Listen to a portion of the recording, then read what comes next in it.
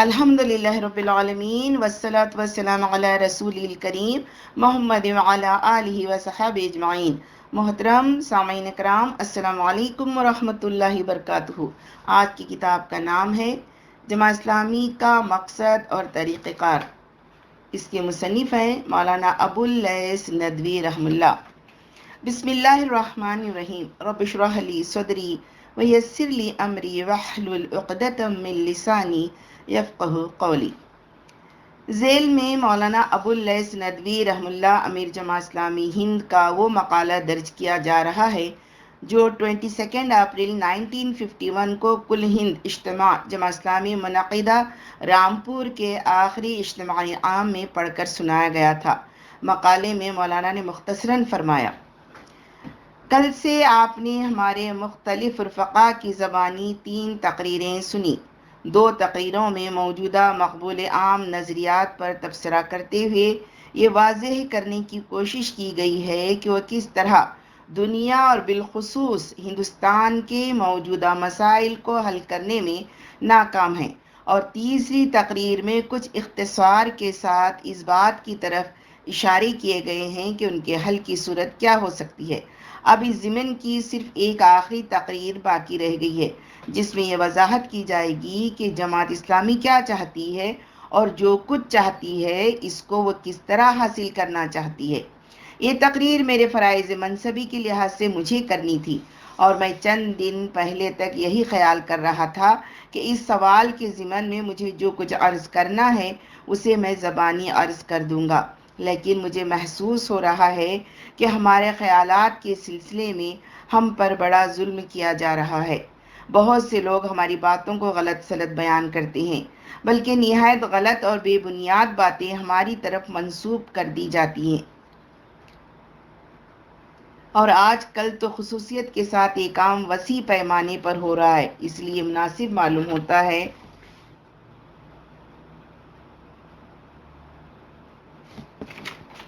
کہ جماعت کے مقصد اور اس کے طریقہ کار کے بارے میں جو کچھ عرض کرنا چاہتا ہوں اسے تحریری شکل میں بیان کر دوں تاکہ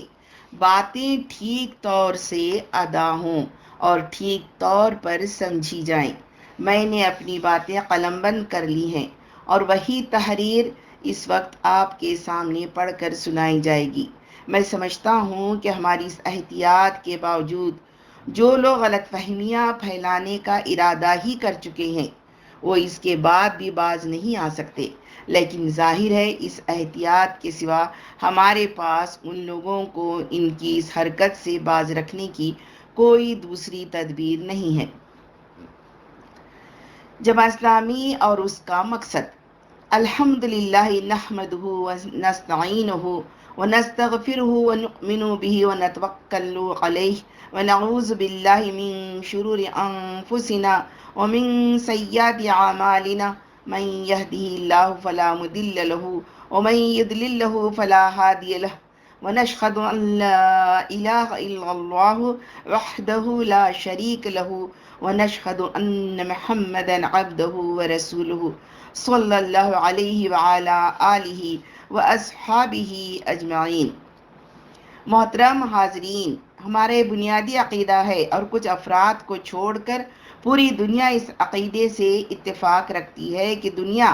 خود بخود پیدا نہیں ہوئی ہے اور نہ ہو سکتی ہے، بلکہ اس کا ایک خالق ہے جس نے اپنی مشیت سے اس دنیا اور اس کی تمام چیزوں کو، جن میں انسان بھی داخل ہے، پیدا کیا ہے، اور وہی اس کا تنہا مالک اور فرما روا ہے۔ الا لہ الخلق والامر، خبردار، خلق اور امر دونوں اسی کے ہیں۔ انسان کے ماں سوا جتنی چیزیں ہیں وہ سب اس کی مرضی کے تابع ہیں۔ ان کے خالق و مالک نے ان کو جس حال میں رکھنا چاہا رکھ دیا ہے، اور اس حال پر رہنے کے لیے وہ سب مجبور ہے۔ ان میں سے کسی میں یہ یارہ نہیں کہ وہ اس سے سرے منہ انحراف کر سکے۔ سورج، چاند اور ستارے طلوع و غروب کے لیے آزاد نہیں ہیں، بلکہ وہ ایک متعین مدار اور نظام اوقات کے پابند ہیں، اور یہ ان کے اختیار میں نہیں ہے کہ وہ اس کی ذرہ برابر خلاف ورزی کر سکے۔ رات دن کے آنے جانے کے لیے جو قاعدہ مقرر کر دیا گیا ہے وہ اس کے پابند ہیں، اس کو توڑنے کی ان میں قدرت نہیں ہے۔ اللہ تعالیٰ سورہ یاسین آیت 38-40 میں فرمایا، سورج اپنے مستقر کی طرف چلا جا رہا ہے، ایک زبردست اور صاحب علم کا ٹھہرایا ہوا اندازہ ہے، اور چاند کی منزلیں ہم نے مقرر کر دی ہیں، یہاں تک کہ وہ اپنی پہلی کجی کی طرف پلٹ آتا ہے، نہ سورج کی مجال کے چاند کو جا پکڑے اور نہ رات کی مجال کے دن سے پہلے آ جائے، سب ایک ایک فلک میں تیر رہے ہیں۔ ہواؤں کا چلنا، موسم کی تبدیلی، یہ تمام چیزیں بندھے ٹکے اصول و ضوابط کے تحت وجود ظہور میں آتی ہیں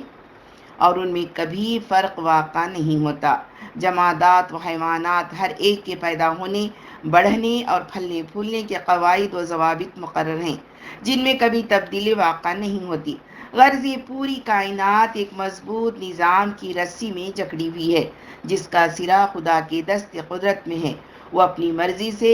اس پر حکومت کرتا ہے اور تمام کائنات اس کے حکم و مشیت کے آگے سرنگوں ہے۔ اللہ تعالیٰ سورہ آل عمران 83 میں فرماتا ہے، وَلَهُ أَسْلَمَ مَن فِي السَّمَاوَاتِ وَالْأَرْضِ، اسی کے آگے سرفگندہ ہیں وہ جو آسمانوں میں ہیں اور وہ جو زمین میں ہیں۔ اور خود انسان بھی جو ظاہر اس دنیا کا فرما رواں ہے، وہ بھی اپنی زندگی کے بہت سے گوشوں میں دوسری چیزوں کی طرف عاجز و بے بس ہے اور اپنے سے بالا تر قوت کی مرضی و مشیت کے آگے جھکنے پر مجبور ہے۔ یہ کسی انسان کے بس میں نہیں ہے کہ وہ خود پیدا ہو جاتا یا پیدا ہو جانے کے بعد وہ اپنے کو موت کی آغوش میں جانے سے محفوظ رکھ سکے۔ اس کی پیدائش، اس کا رنگ روپ، اس کی عمر، اس کی صحت و مرض، اس کی غربت و تونگری، اس کا کسی خاص نسل و نسب یا خاندان و قبیلہ اور ملک میں پیدا ہونا، یہ تمام چیزیں اس کے دائرے اختیار سے باہر ہیں۔ اس کے خالق نے اسے جس حال میں رکھ دیا ہے یا جس حال میں رکھنا چاہتا ہے، وہ چار و ناچار کائنات کی دیگر اشیاء کی طرح اسی حال میں رہنے پر مجبور ہے۔ سورۃ الرعد 10 وَلِلَّهِ يَسْجُدُ مَن فِي السَّمَاوَاتِ وَالْأَرْضِ طَوْعًا وَكَرْهًا وَظِلَالُهُم بِالْغُدُوِّ وَالْآصَالِ، اور اللہ ہی کو سجدہ کرتے ہیں جو آسمانوں میں ہیں اور جو زمین میں ہیں، راضی خوشی اور مجبوراً ان کے سائے بھی صبح و شام۔ لیکن اسی کے ساتھ ساتھ انسان کے اندر ایک اور چیز بھی پائی جاتی ہے، جس کی وجہ سے اس کا وجود دنیا کی دیگر اشیاء کے مقابلے میں کچھ مختلف اور ممتاز نظر آتا ہے، اور وہ یہ ہے کہ جہاں وہ اپنی زندگی کے بہت سے گوشوں میں دوسری مخلوقات کی طرح خدا کی مشیت کا تابع فرمان نظر آتا ہے، قطع نظر اس کے کہ وہ اس کو تسلیم کرتا ہو یا نہ کرتا ہو، وہیں بعض دوسرے گوشوں میں ایسا نظر آتا ہے کہ وہ اپنے ارادے اختیار میں کچھ آزاد بھی ہے۔ وہ آزادی سے چل پھر سکتا ہے، پہاڑوں اور درختوں کی طرح اپنی جگہ قائم اور ثابت رہنے پر مجبور نہیں ہے، وہ جہاں چاہے آ جا سکتا ہے، دریاؤں کی طرح کسی خاص سمت میں سفر کرنے کا پابند نہیں ہے، وہ حرکت و اقدام، سعی و عمل کی آزادی رکھتا ہے، حیوانات کی طرح خاص طرح کی فکری جکڑ بندیوں میں جکڑا ہوا نہیں ہے، اور وہ اپنی اس آزادی کو آزادانہ استعمال کر سکتا ہے اور کرتا ہے، یہاں تک کہ بسا اوقات تو خود اس گھمنڈ میں مبتلا ہو جاتا ہے کہ واقعتاً ہر پہلو سے آزاد ہے اور اس پر کسی بالاتر ہستی کی فرمان روائی قائم نہیں ہے۔ سورۃ الحج 18 کیا تم دیکھتے نہیں ہو کہ اللہ کے آگے سر بسجود ہیں وہ سب جو آسمانوں میں ہیں اور جو زمین میں ہیں، سورج اور چاند اور تارے اور پہاڑ اور درخت اور جانور اور بہت سے انسان اور بہت سے وہ لوگ بھی جو عذاب کے مستحق ہو چکے ہیں۔ انسان کو جو یہ آزادی دی گئی ہے، اسے وہ بناؤ میں بھی صرف کر سکتا ہے اور بگاڑ میں بھی، اس سے وہ فساد پھیلانے کا کام بھی لے سکتا ہے اور نیکی اور صلاح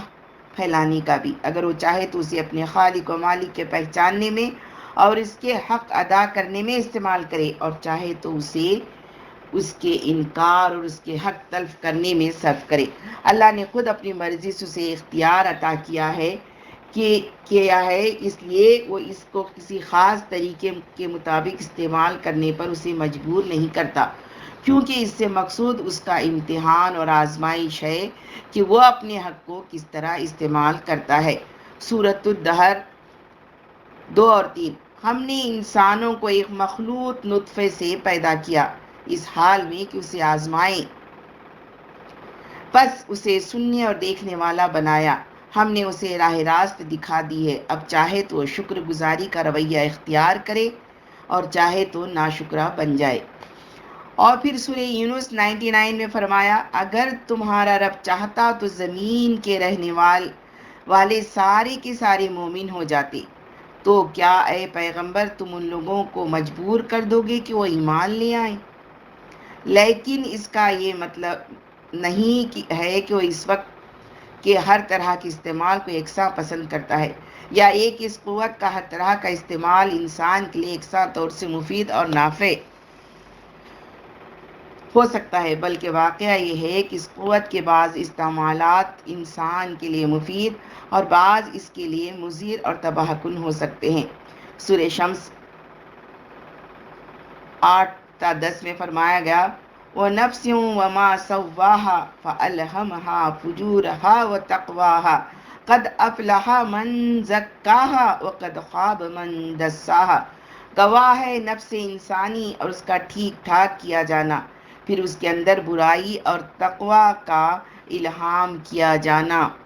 کہ وہ شخص بامراد ہوا جس نے اسے پاک کیا، اور وہ نامراد رہا جس نے اسے دبا کر ناپاک کر دیا، اور خود خدا ان میں سے کچھ کو پسند اور کچھ کو ناپسند فرماتا ہے۔ پھر سورۃ القلم میں 35-36 میں فرمایا گیا، أَفَنَجْعَلُ الْمُسْلِمِينَ كَالْمُجْرِمِينَ مَا لَكُمْ كَيْفَ تَحْكُمُونَ۔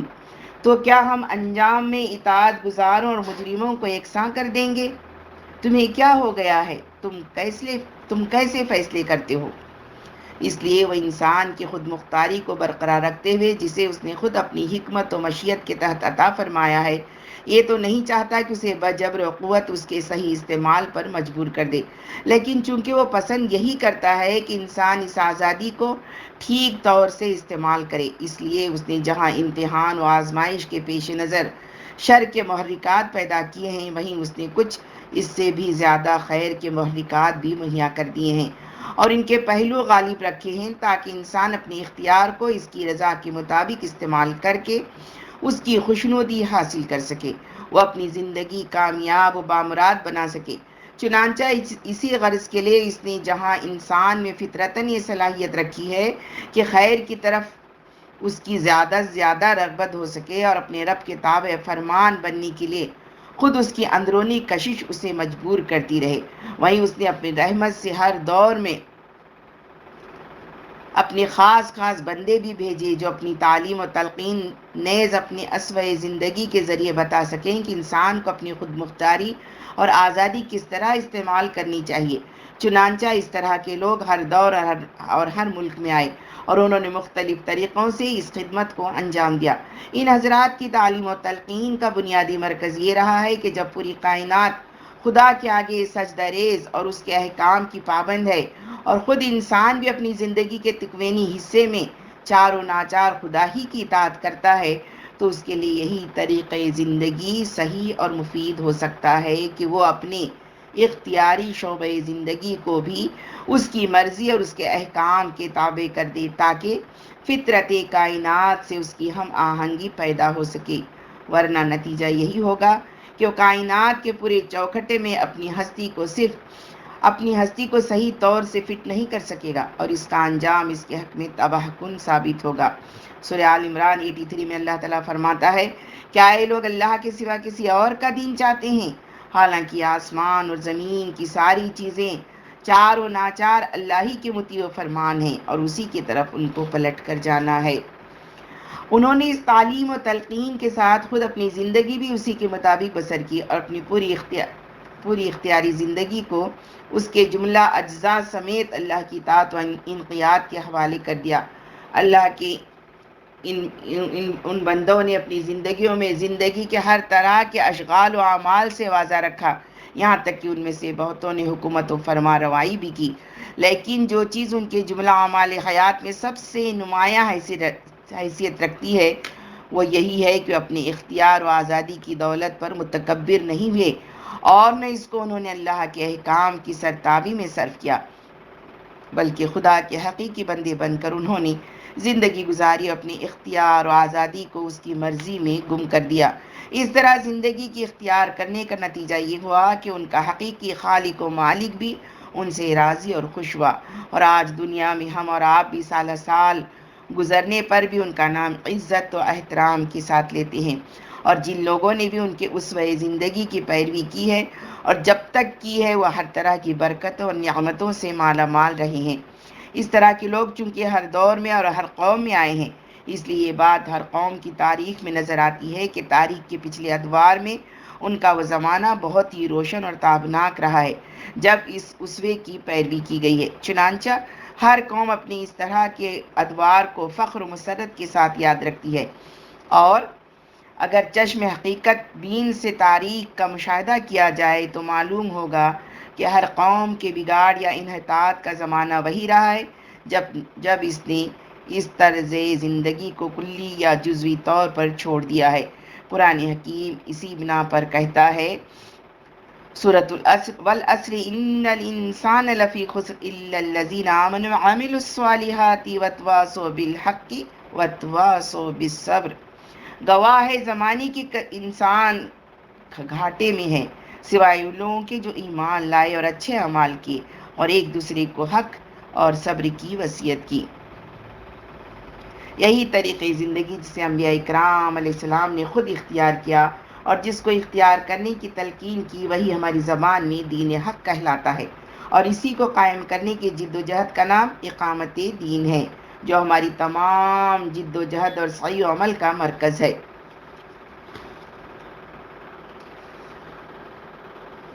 اللہ تعالیٰ سورۃ الشورى 13 میں فرما رہا ہے، مسلمانوں، اللہ نے تمہارے لیے وہی دین یعنی طریق زندگی مقرر فرمایا ہے جس کی وصیت اس نے نوح کو کی تھی، اور جس کی وحی اے نبی ہم نے تمہاری طرف کی ہے، اور جس کا حکم ہم نے ابراہیم و موسیٰ اور عیسیٰ کو دیا تھا، یعنی یہ کہ ہماری دیے ہوئے اس دین کو قائم کرو اور اس کے بارے میں ٹولیوں میں نہ بٹ جاؤ۔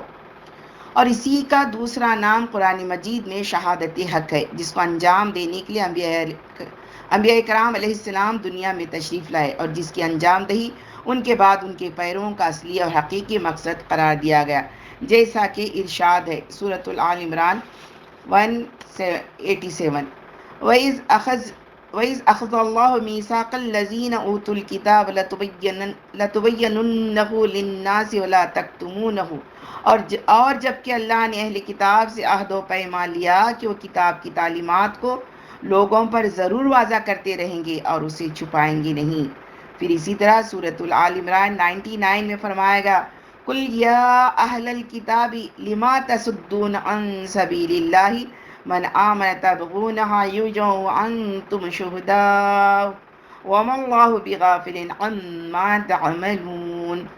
کہہ دو اے اہل کتاب، تم ایمان لانے والوں کو اللہ کی راہ سے کیوں روکتے ہو؟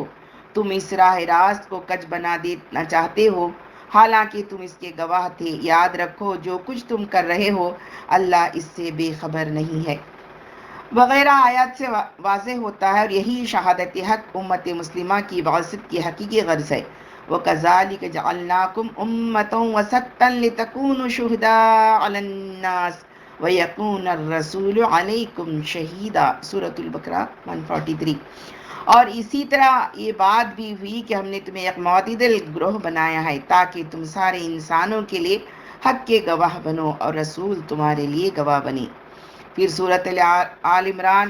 110 میں فرمایا گیا، کنتم خیر امت اخرجت للناس تأمرون بالمعروف وتنہون عن المنکر وتؤمنون باللہ۔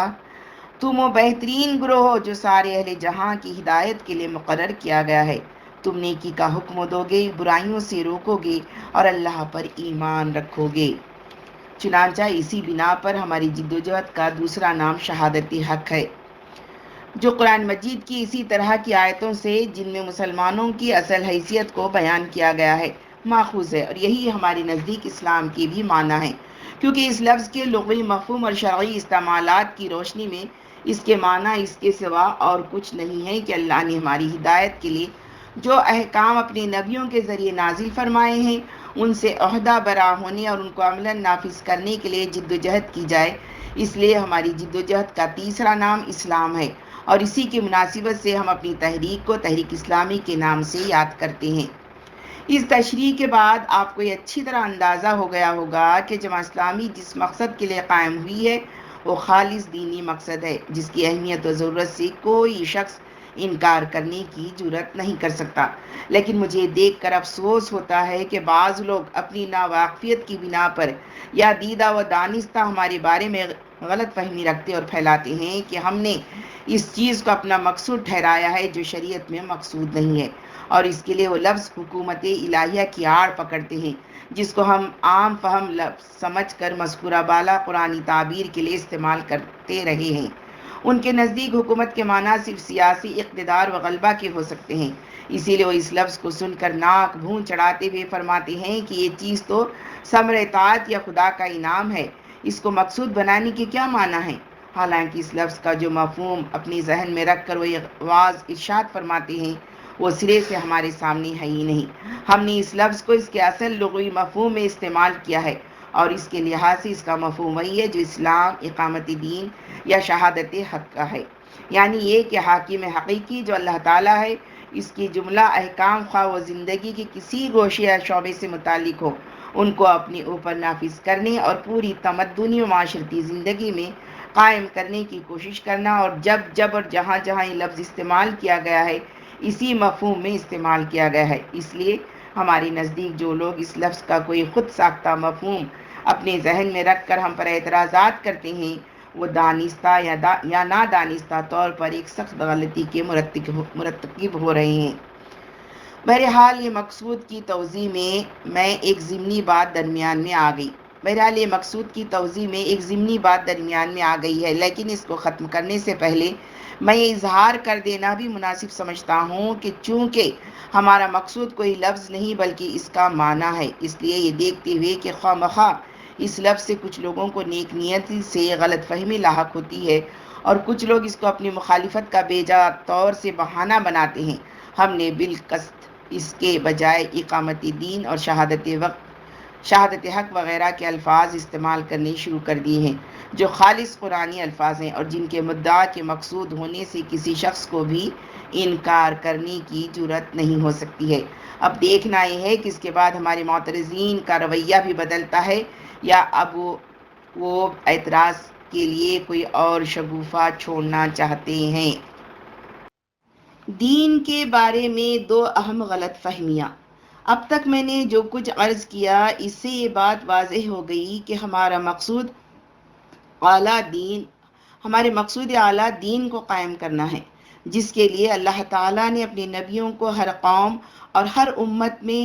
ہر زمانے میں بھیجا ہے، اور جس کے لیے ان کے بعد ان کے ماننے والے ہمیشہ مکلف قرار دیے گئے ہیں، اور جس پر انسان کی دنیاوی کامیابی و کامرانی اور اخروی زندگی کی نجات و فلاح جو بہر صورت پیش آنے والی ہے موقوف ہے۔ اس بات کو سمجھ لینے کے بعد کہ ہمارا مقصود کیا ہے، ہمارے اصول اور طریقہ کار کے بارے میں بہت سی بنیادی باتیں خود بخود سمجھ میں آ جانی چاہیے، لیکن چونکہ اس مقصد کے لیے کام کرنے والوں کا کوئی نمایاں ظاہری نمونہ بدقسمتی سے لوگوں کے سامنے نہیں ہے، اور خود ہمارا کام بھی ابھی تک اس پیمانے کا نہیں ہو سکا ہے کہ اس کو دیکھ کر اس نصب العین کے اصول و طریقہ کار کے بارے میں کوئی واضح نقشہ لوگوں کے ذہن میں آ سکے، بالخصوص ایسی حالت میں کہ ہم تعبیر مدعا کے لیے جو الفاظ مثلاً اقامت دین وغیرہ استعمال کرتے ہیں وہ لوگوں کے غلط اور ناقص استعمال کی وجہ سے اپنی حقیقت بہت کچھ کھو چکے ہیں۔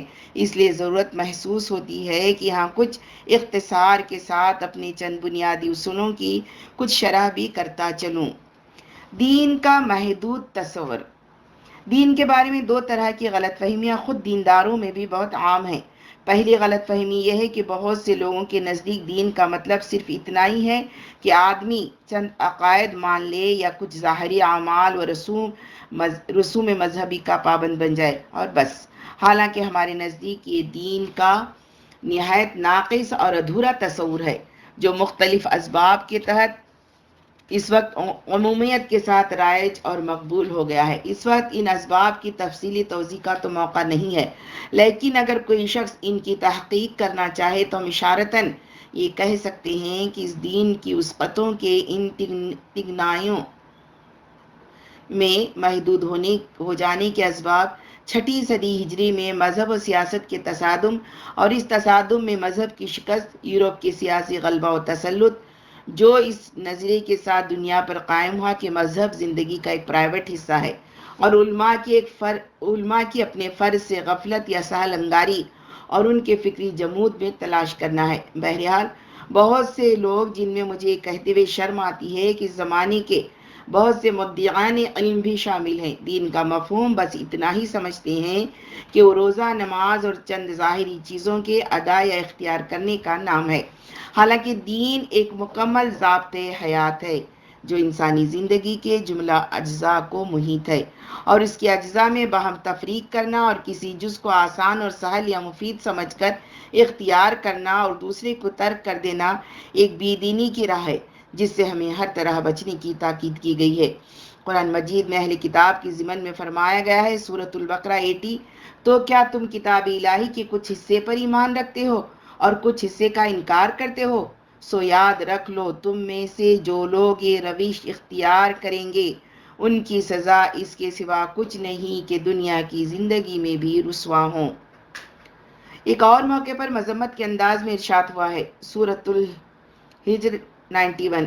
الذین جعلوا القرآن عضین، جنہوں نے اپنے قرآن کے ٹکڑے ٹکڑے بنا کر رکھ دیا ہے۔ پھر قرآن نے صرف اس منفی پہلوئی سے دین کے ٹکڑے کرنے سے نہیں روکا ہے، بلکہ اس نے بے شمار آیتوں میں اثباتی طور سے ہمیں پورے قرآن اور احکام دین کی پابندی کی تاکید فرمائی ہے۔ قرآن ہر جگہ اللہ کی عبادت کی دعوت دیتا ہے، جس کا مفہوم محض پرستش یا پوجا نہیں ہے، بلکہ بندگی اور اطاعت، تمام چیزیں اس کے مفہوم میں داخل ہیں، جیسا کہ قرآن کے استعمالات سے بخوبی واضح ہوتا ہے۔ قرآن اس عبادت کو صرف خدا کے لیے دیکھنا چاہتا ہے اور اس میں کسی اور کی اطاعت کا شائبہ بھی نہیں آنے دینا چاہتا۔ اسی لیے وہ کہتا ہے، سورۃ الانبیاء 20، ہم نے تم سے پہلے جو رسول بھی بھیجا ہے اس کی طرف یہی وحی کی ہے کہ میرے سوا کوئی الہ نہیں ہے، لہٰذا میری عبادت کرو۔ سورہ توبہ 31، اور ان کو کوئی حکم نہیں دیا گیا بجز اس کے کہ ایک ہی الہ کی عبادت کریں، اس کے سوا کوئی الہ نہیں ہے اور وہ پاک و برتر ہے اس شرک سے جو وہ کرتے ہیں۔ عبادت کو خدا کے لیے مخصوص کرنے کی ہدایات کے ساتھ اس بات کو صراحتاً کہا گیا ہے کہ اس میں کسی اور کا حصہ نہیں ہونا چاہیے۔ مثلاً سورۃ النحل 36، وَلَقَدْ بَعَثْنَا فِي كُلِّ أُمَّةٍ رَسُولًا أَنِ اعْبُدُوا اللَّهَ وَاجْتَنِبُوا الطَّاغُوتَ، ہم نے ہر قوم میں ایک رسول اس پیغام کے ساتھ بھیجا کہ اللہ کی عبادت کرو اور طاغوت کی بندگی سے پرہیز کرو۔ اسی طرح سورۃ التوبہ میں فرمایا گیا کہ انہوں نے اپنے علماء و مشائخ کو خدا کے بجائے اپنا رب بنا لیا، اور اسی طرح مسیح ابن مریم کو بھی، حالانکہ ان کو ایک الہ کے سوا کسی کی عبادت کا حکم نہیں دیا گیا۔ اسی طرح لفظ دین، جس کے اصل مفہوم میں اطاعت شامل ہے، اور اسی مناسبت سے وہ قرآن میں اس پورے نظام زندگی کے لیے استعمال کیا گیا ہے جس کی بنیادی خصوصیت اللہ کی اطاعت ہے، اس کے سلسلے میں بھی قرآن نے جا بجا صراحت کی ہے کہ یہ خالص ہونی چاہیے، جس کا مطلب یہی ہے کہ اس کی اطاعت میں کسی اور کی شرکت کی گنجائش نہیں ہے۔ سورۃ الزمر 11، قُلْ إِنِّي أُمِرْتُ أَنْ اعْبُدُوا اللَّهَ مُخْلِصِينَ لَهُ الدِّينَ، اے نبی کہہ دو مجھے تو حکم دیا گیا ہے کہ اللہ کی بندگی کروں، اسی کے لیے اپنی اطاعت کو خالص کرتے ہوئے۔ ایک دوسری جگہ فرمایا گیا، سورۃ یونس، اور مجھے حکم دیا گیا ہے کہ میں ان لوگوں میں شامل ہو جاؤں جو اسی اللہ کے ماننے والے ہیں، اور یہ ہدایت فرمائی گئی ہے کہ تو یکسو ہو کر اس دین کی طرف اپنا رخ سیدھا کر لے اور شرک کرنے والوں میں شامل نہ ہو۔ اسی طرح قرآن مجید نے مختلف آیات میں اپنے ماننے والوں کو پورے ما انزل اللہ کے اتباع کا اور بغیر کسی استثناء کے اپنی پوری زندگی کو خدا کی اطاعت کے حوالے کر دینے کا صاف صاف حکم فرمایا ہے۔ سورۃ الاعراف 3، اتبعوا ما انزل الیکم من ربکم ولا تتبعوا من دونہ اولیاء، لوگوں پیروی کرو ان باتوں کی جو تمہارے رب کی جانب سے تم پر نازل کی گئی ہیں، اور اس کو چھوڑ کر دوسرے جھوٹے کار سازوں کے پیچھے نہ چلو۔ اسی طرح سورۃ آل عمران 103 میں فرمایا گیا، وَاعْتَصِمُوا بِحَبْلِ اللَّهِ جَمِيعًا وَلَا تَفَرَّقُوا، اللہ کی رسی کو مضبوطی سے تھام لو اور گروہ گروہ نہ ہو جاؤ۔ پھر سورۃ البقرہ 208، ادخلوا فی السلم کافہ، اللہ اور رسول کی اطاعت میں پوری طرح پورے کے پورے داخل ہو جاؤ۔ انہی احکام کے تحت ہم مسلمانوں کو سب سے پہلے دعوت دیتے ہیں کہ وہ اہل کتاب کی طرح خواہشات و اہواء کا شکار نہ ہوں، اور صرف اس بات پر تکیہ کر کے نہ بیٹھ رہیں کہ اگر وہ کسی مسلمان کے گھر اتفاق سے پیدا ہوئے ہیں اور کچھ مسلمانوں کے سے طور طریق انہوں نے رسم و رواج کے تحت اختیار کر لیے ہیں تو یہ مسلمان بننے اور اللہ کی رضامندی حاصل کرنے کے لیے کافی ہے۔ اسی طرح امانی سے قرآن نے خود مسلمانوں کو خطاب کر کے ڈرایا ہے۔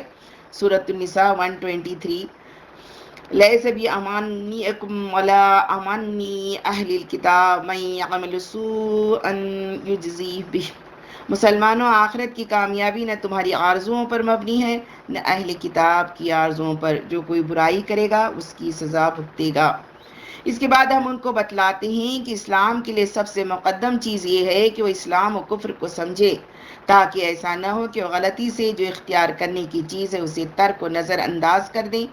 اور جو نظر انداز کرنے کی چیز ہے اسے وہ اپنے سینوں سے چمٹائے رہیں۔ پھر ہم ان کو بتلاتے ہیں کہ مجرد اسلام کے علم پر وہ اکتفا نہ کر لیں، بلکہ اس کے ساتھ وہ اپنے آپ کو عمل کے لیے بھی آمادہ کریں، جس کے بغیر بہرحال ایمان اگر رہتا بھی ہے تو اس کی حیثیت شجر بے ثمر سے زیادہ نہیں ہوتی۔ اس کے بعد ہم ان کو بتاتے ہیں کہ عمل صرف نماز، روزہ اور حج و زکوٰۃ ہی تک محدود نہیں ہے، بلکہ جملہ اعمال انسانی اس میں داخل ہیں، خواہ وہ اخلاق و معاملات سے متعلق ہوں یا سیاسیات و معاشرت اور معیشت سے۔ اور حقیقی مومن وہی ہے جو اپنی جملہ معاملاتی زندگی میں احکام الہی کی اطاعت کرتا ہو۔ آپ صلی اللہ علیہ وسلم نے ارشاد فرمایا، قسم ہے اس ذات کی جس کی مٹھی میں میری جان ہے، تم میں سے کوئی اس وقت تک صحیح معنوں میں مومن نہیں ہو سکتا جب تک کہ اس کی خواہش نفس ہر معاملے میں میرے لائے ہوئے احکام کی پابند نہ ہو جائے۔ آپ صلی اللہ علیہ وسلم کے سامنے ایک عورت کا ذکر کیا گیا جس کے بارے میں حدیث کے الفاظ یہ ہیں، جس کا ترجمہ ہے، فلاں عورت کے بارے میں مشہور ہے کہ وہ نماز بہت پڑھتی ہے اور روزہ بہت رکھتی ہے اور صدقہ بہت کرتی ہے، مگر اپنی زبان سے پڑوسیوں کو تکلیف پہنچاتی ہے۔ اس پر آپ صلی اللہ علیہ وسلم نے فرمایا وہ دوزخی ہے۔ اور اس کے مقابلے میں ایک دوسری عورت کا تذکرہ ہوا جس کی صفت یہ تھی، فلاں عورت کے بارے میں مشہور ہے کہ وہ نفل روزے، نفل صدقات اور نفل نمازیں کم ادا کرتی ہیں اور پنیر کے ٹکڑوں کا صدقہ کرتی ہیں، مگر اپنی زبان سے پڑوسیوں کو تکلیف نہیں پہنچاتی ہے۔ اس پر آپ صلی اللہ علیہ وسلم نے فرمایا وہ جنتی ہے۔ اسی طرح ایک موقع پر آپ صلی اللہ علیہ وسلم نے سوال فرمایا، اتدرون من المفلس، جانتے ہو مفلس کون ہے؟ لوگوں نے جواب دیا، المفلس فینا من لا درہم لہ ولا دینار، ہم میں مفلس وہ ہے جس کے پاس روپے پیسے نہ ہوں۔ اس پر آپ صلی اللہ علیہ وسلم نے فرمایا، نہیں، مفلس وہ نہیں ہے، بلکہ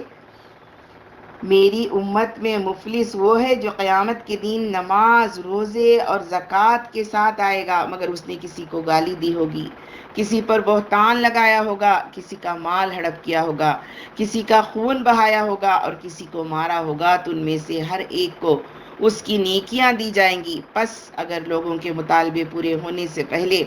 اس کی نیکیاں ختم ہو جائیں گی تو ان لوگوں کے گناہ اس کے اوپر ڈال دیے جائیں گے اور اسے دوزخ میں جھونک دیا جائے گا۔ اسی طرح خود قرآن مجید کی آیتوں سے بھی یہ بات واضح ہوتی ہے کہ حقیقی مومن وہی ہے جو اپنے جملہ معاملات احکام شرع کے مطابق حل کرتا ہو۔ سورۃ النساء 65، نہیں، تمہارا رب گواہ ہے، یہ لوگ مومن نہیں ہو سکتے جب تک کہ ایسا نہ ہو کہ اپنے تمام اخلاقی معاملات میں تم ہی کو اپنا حکم بنائیں، تمہارے دیے ہوئے فیصلے کے خلاف اپنے دلوں میں کوئی تنگی بھی نہ محسوس کریں اور اپنے آپ کو بالکل یا حوالہ کر دیں۔ ان آیات و احادیث کو دیکھتے ہوئے یہ ہم ضروری سمجھتے ہیں کہ ہم مسلمانوں کو کلی طور سے دین کو اختیار کرنے کی دعوت دیں اور ان کی زندگیوں میں جہاں جہاں اس سے مطابقت نہیں پائی جاتی ہے اس پر خیر خواہی اور نصح کے ساتھ ان کی افہام و تفہیم کریں۔ ہم جانتے ہیں کہ ہماری بات لوگوں کے لیے خوشگوار نہیں ہو سکتی، کیونکہ واقعتاً اپنے کو احکام الہی کا پابند بنانے کے لیے بہت کچھ خواہشات اور مفادات کو قربان کرنا ضروری ہے، اور خاص طور سے ہماری یہ بات ان لوگوں کے لیے تو بڑی ہی سخت اور ناگوار ہے جنہوں نے بیڑا ہی اٹھا لیا ہے کہ مسلمانوں کو بشارت کی تھپکیاں دے دے کر سلاتے ہی رہے ہیں اور ان کی بے عملی کے پردے میں اپنی بے عملیوں کو بھی چھپا لے جائیں، لیکن اس کے باوجود ایسا کرنا ہم اپنا فرض سمجھتے ہیں، کیونکہ مسلمانوں کی نصح و خیرخواہی کے علاوہ ہمیں خود اپنی خیرخواہی بھی پیش نظر رکھنی ہے، اور ہم یہ اچھی طرح جانتے ہیں کہ امر بالمعروف اور نہی عن المنکر ایک ضروری فریضہ ہے جس سے غفلت دینی و دنیاوی دونوں طرح کے شدید نقصانات کی موجب ہے۔ بس ہم ایک عام لوگوں کی ناخوشی کے باوجود اپنی استطاعت کے بموجب کرنا چاہتے ہیں۔ اگر یہ کچھ لوگوں کے نزدیک خارجیت ہے تو یا تو ہمیں یہ بتا دیا جائے کہ ہم نے قرآن و حدیث کے صحیح الفاظ سے جو کچھ سمجھا ہے وہ غلط ہے، یا پھر اقرار کیا جائے کہ وہ خارجیت ہے جس کا اصل چشمہ خود قرآن و حدیث ہے۔ ایسی صورت میں اس قسم کے اعتراضات کرنے والوں کو ہم پر لعن طعن کرنے کی بجائے خود اللہ اس کے رسول سے شکوہ کرنا چاہیے کہ انہوں نے دین کو ان کے حسب منشا کیوں نہیں نازل کیا، اور آمنا کہنے کے بعد بھی ہمیں عمل وغیرہ کی سخت آزمائشوں میں کیوں ڈالا۔ اسلام مکمل ضابطۂ حیات ہے۔ خلاصہ یہ ہے کہ ہم اسلام کو ایک مکمل ضابطۂ حیات سمجھتے ہیں جس میں سیاست، معاشرت، معیشت، اخلاق و معاملات اور بین الاقوامی تعلقات غرض جملہ شعبۂ حیاتی زندگی کے بارے میں واضح ہدایات دی گئی ہیں، اور بحیثیت مسلمان ہمارے لیے ان ہدایات کی اتباع ضروری ہے۔ البتہ میں یہاں یہ وضاحت کر دینا چاہتا ہوں کہ دین کو کلی طور سے اختیار کرنے کا مطلب ہمارے نزدیک بھی یہ نہیں ہے کہ اس میں مجبوریوں کا کوئی اعتبار نہیں ہے۔ ہم بھی لا یکلف اللہ نفسا الا وسعہا کے قائل ہیں، اور اسی بنا پر شخصی اور جماعتی بہت سی مجبوریوں کے تحت ہمارے نزدیک بھی احکام دین کے بہت سے اجزاء ہمارے لیے قابل عمل نہیں ہیں۔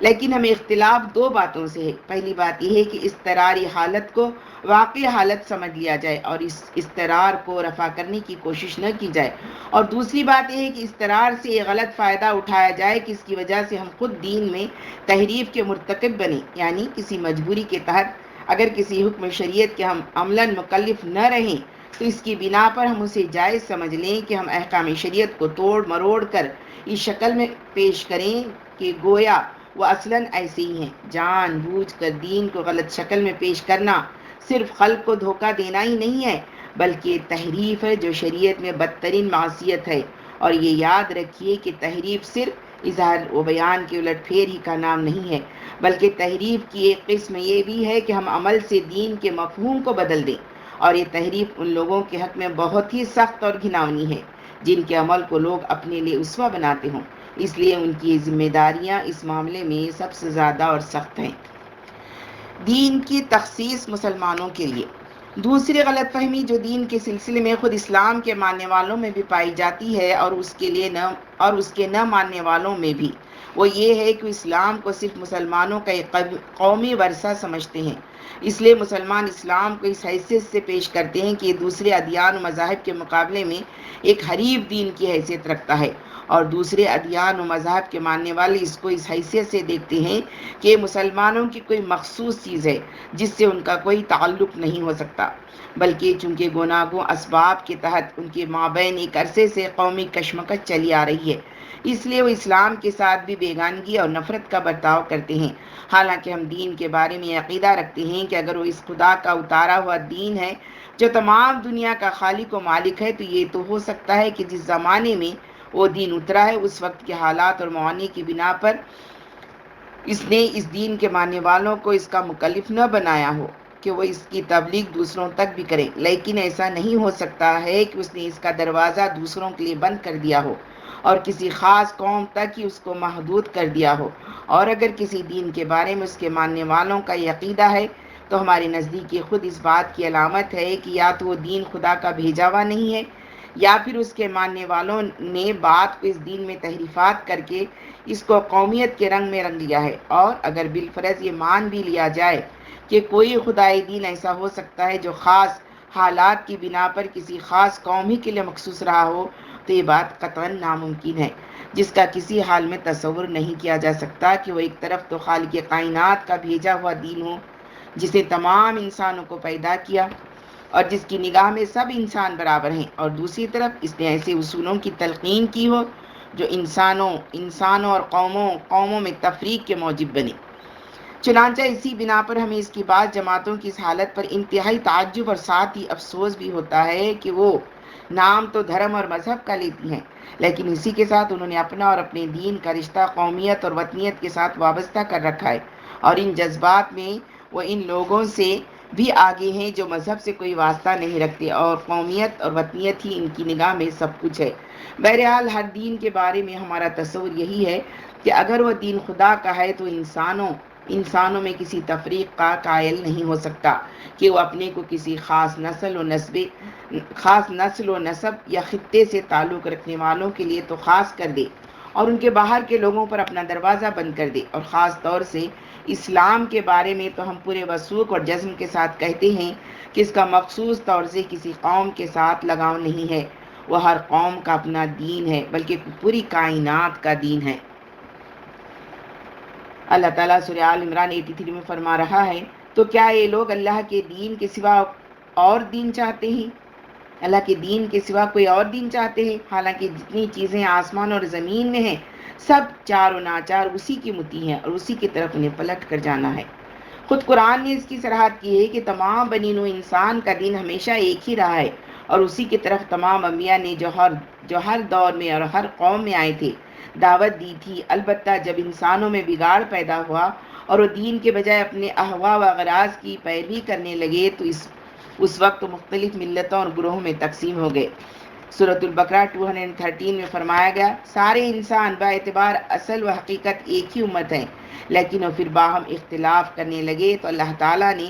نبیوں کو بھیجا جو بشارت دینے والے اور اختلاف کے انجام سے ڈرانے والے تھے، اور ان کے ساتھ کتاب اتاری حق کے ساتھ تاکہ وہ کتاب لوگوں کے درمیان ان کے اختلافات کا فیصلہ کرے۔ اسی بنا پر قرآن مجید میں اللہ تعالیٰ نے اپنا سب سے پہلا خطاب یا ایھا الناس اعبدوا ربکم، اے انسانوں اپنے رب کی بندگی کرو سے شروع کیا ہے، اور اگر وہ کفر و ایمان کی بنا پر کوئی خصوصی طرز خطاب اختیار بھی کرتا ہے تو اس کی بنیاد صفات پر ہوتی ہے، نہ کہ کسی قومیت، نسل و نسب اور رنگ وغیرہ پر۔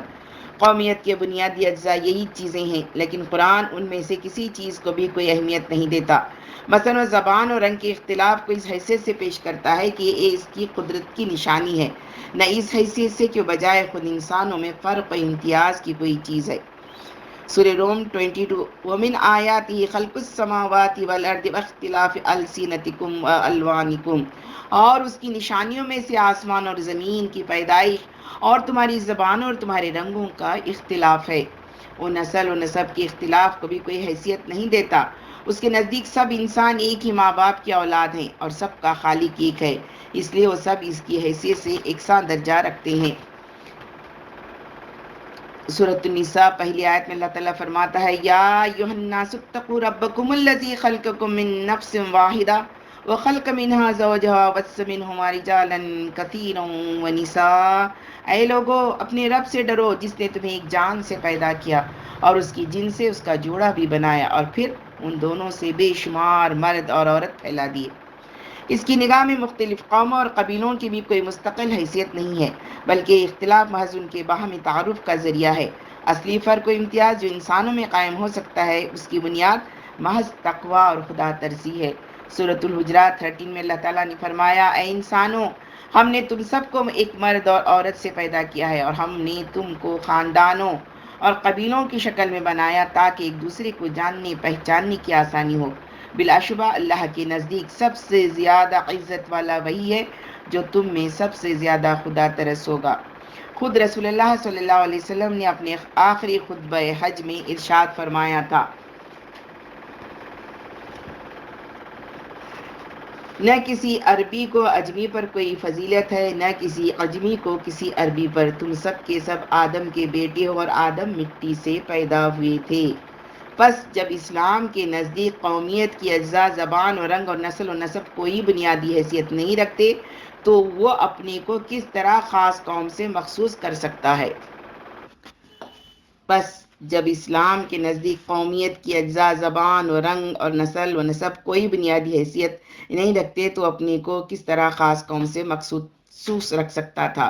خدا کسی خاص خاندان یا قوم سے کوئی مخصوص لگاؤ نہیں رکھتا، وہ سب کا خدا ہے، خواہ کوئی گورا ہو یا کالا، عربی ہو یا ہندی، افریقی ہو یا مغربی، مالدار ہو یا غریب، وہ رب المسلمین نہیں ہے بلکہ رب العالمین ہے۔ اور اس کے آخری رسول جس کے ذریعے دین کی تکمیل کی گئی ہے وہ مخصوص طور سے مسلمانوں کے لیے نہیں بھیجے گئے تھے۔ خود قرآن کہتا ہے سورۃ الانبیاء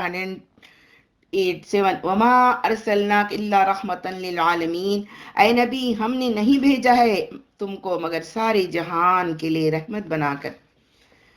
پھر سورہ سبا 28 میں وما ارسلناک کافتا للناس بشیرا ونذیرا، اے نبی بالیقین ہم نے تمہیں تمام انسانوں کے لیے خوشخبری کا پیام سنانے والا اور ڈراوا دینے والا بنا کر بھیجا ہے۔ اور یہی حیثیت قرآن کی بھی ہے۔ تبارک الذی نزل الفرقان علی عبدہ لیکون للعالمین نذیرا، سورۃ الفرقان 1۔ بڑی بابرکت ہے وہ ذات جس نے اپنے بندے پر حق و باطل کے درمیان واضح فرق کر دینے والی کتاب نازل کی تاکہ وہ پوری دنیا کے لیے خبردار کر دینے والی ہو۔ اور یہ قرآن پچھلی کتابوں اور پچھلے نبیوں کا مصداق ہے، نہ کہ ان کا مکذب۔ مصدقا لما بین یدیہ، سورۃ البقرہ۔ یہ قرآن اپنے پہلے آنے والی کتابوں کا تصدیق کرنے والا ہے۔ پھر ان تصریحات سے قطع نظر اگر محض لفظ اسلام کی حقیقت پر غور کیا جائے جو بدقسمتی سے صرف مسلمانوں کا دین سمجھ لیا گیا ہے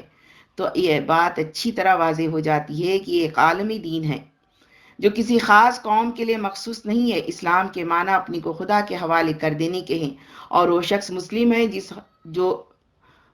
جو اس حوالگی پر آمدہ ہو جائے، خواہ وہ حبشہ کے بلال ہوں یا روم کے صہیب رضی اللہ تعالیٰ عنہ۔ غرض یہ ہے کہ ہم جس دین کا نام لیتے ہیں اور جس کو قائم کرنے کی آرزویں لے کر کے اٹھے ہیں وہ ہمارا کوئی قومی مذہب نہیں ہے بلکہ وہ تمام قوموں کا اور پوری کائنات کا مذہب ہے۔ اور اس دین کی بنیاد قومیت کے اجزاء میں سے کسی جز پر قائم نہیں ہے بلکہ اس کی بنیاد وہ اصول ہیں جن کی تبلیغ ہر آسمانی کتاب میں کی گئی ہے، یعنی خدا پرستی، رسالت اور جزا و سزا کا عقیدہ۔ اس لیے جب ہم اقامت دین کا لفظ بولتے ہیں تو اس سے ہماری مراد کسی ایسے دین و مذہب سے نہیں ہوتی جس کا رشتہ کسی خاص قوم سے جڑا ہوا ہو، بلکہ اصولوں سے ہوتی ہے جو قومیت سے بالا تر ہیں اور جو ہر انسان کی فطرت میں ودیت کیے دیے گئے ہیں، اور جو ہر انسان اور ہر قوم کے لیے جو ان کو اپنائے یکساں طور سے مفید ہیں۔ تحریک اسلامی کے بنیادی اصول۔ دین کے بارے میں ان دو بنیادی غلط فہمیوں کو دور ہو جانے کے بعد آئیے اب اس مسئلے پر غور کریں کہ جو تحریک دین کس مفہوم کے ساتھ اس کو قائم کرنے کے لیے کھڑی ہوئی ہو اس کے لیے کیا اصول صحیح ہو سکتے ہیں اور اس تحریک کے لیے کام کرنے والوں میں کیا باتیں ناگزیر طور سے ہونا چاہیے۔ مجھے توقع ہے کہ اس کے بعد ہمارے بارے میں بہت سی غلط فہمیاں دور ہو جائیں گی جو ناواقفیت کی بنا پر بہت سے لوگوں کو پیش آتی ہیں۔ پہلا اصول اس طرح کی تحریک کے لیے یہ ہونا چاہیے کہ وہ دین کو اس کی اصل شکل میں قائم کرنے کی کوشش کرے، نہ اس میں اپنی طرف سے کسی بات کا اضافہ کرے اور نہ اس میں کسی طرح کی کمی کرے، کیونکہ اضافہ اور کمی کا مطلب یہ ہوگا کہ دین اپنی اصل شکل میں باقی نہیں رہا اور ہم نے خود اپنے لیے ایک نیا دین ایجاد کر لیا۔ یہ دونوں باتیں گمراہی کی باتیں ہیں، خواہ وہ بظاہر کسی دینی جذبے ہی کے ماتحت کیوں نہ عمل میں آئیں۔ یہود و نصارہ کی اصل گمراہی اسی طرح کے افراط و تفرید کا نتیجہ تھی۔ اسی بنا پر حضرت صلی اللہ علیہ وسلم نے بڑی شدت کے ساتھ نئی بات پیدا کرنے سے روکا ہے۔ آپ صلی اللہ علیہ وسلم نے فرمایا جس نے ہمارے دین میں کوئی ایسی بات پیدا کی جو اس کے اندر موجود نہیں ہے اس کی یہ بات ناقابل قبول ہوگی۔ پھر ایک جگہ فرمایا دین میں بڑھائی ہوئی ہر چیز گمراہی ہے اور ہر گمراہی کا ٹھکانہ جہنم ہے۔ اسی بنا پر کسی ترک شدہ سنت کو دوبارہ زندہ کرنے کا ثواب بہت سی راتوں کی نمازوں سے بھی زیادہ قرار دیا گیا ہے، اور اس کی کمی و بیشی کی تحقیق کے لیے ہمارے پاس مستند ترین چیز کتاب و سنت ہے، جن کے بارے میں آپ صلی اللہ علیہ وسلم نے فرمایا مسلمانوں تمہارے اندر دو چیزیں چھوڑے جا رہا ہوں، جب تک تم ان کو مضبوطی سے تھامے رہو گے ہرگز گمراہ نہ ہوگے۔ اللہ کی کتاب اور اس کے رسول صلی اللہ علیہ وسلم کی سنت۔ جو چیز اس کے مطابق ہو وہ اپنی جگہ صحیح ہے، اور جو نہ ہو قابل رد ہے، یہاں تک کہ اجماع و قیاس کے معتبر ہونے کے لیے بھی یہ شرط ہے کہ کتاب و سنت کے مطابق ہوں، ورنہ ان کا کوئی اعتبار نہیں ہے۔ دوسرا اصول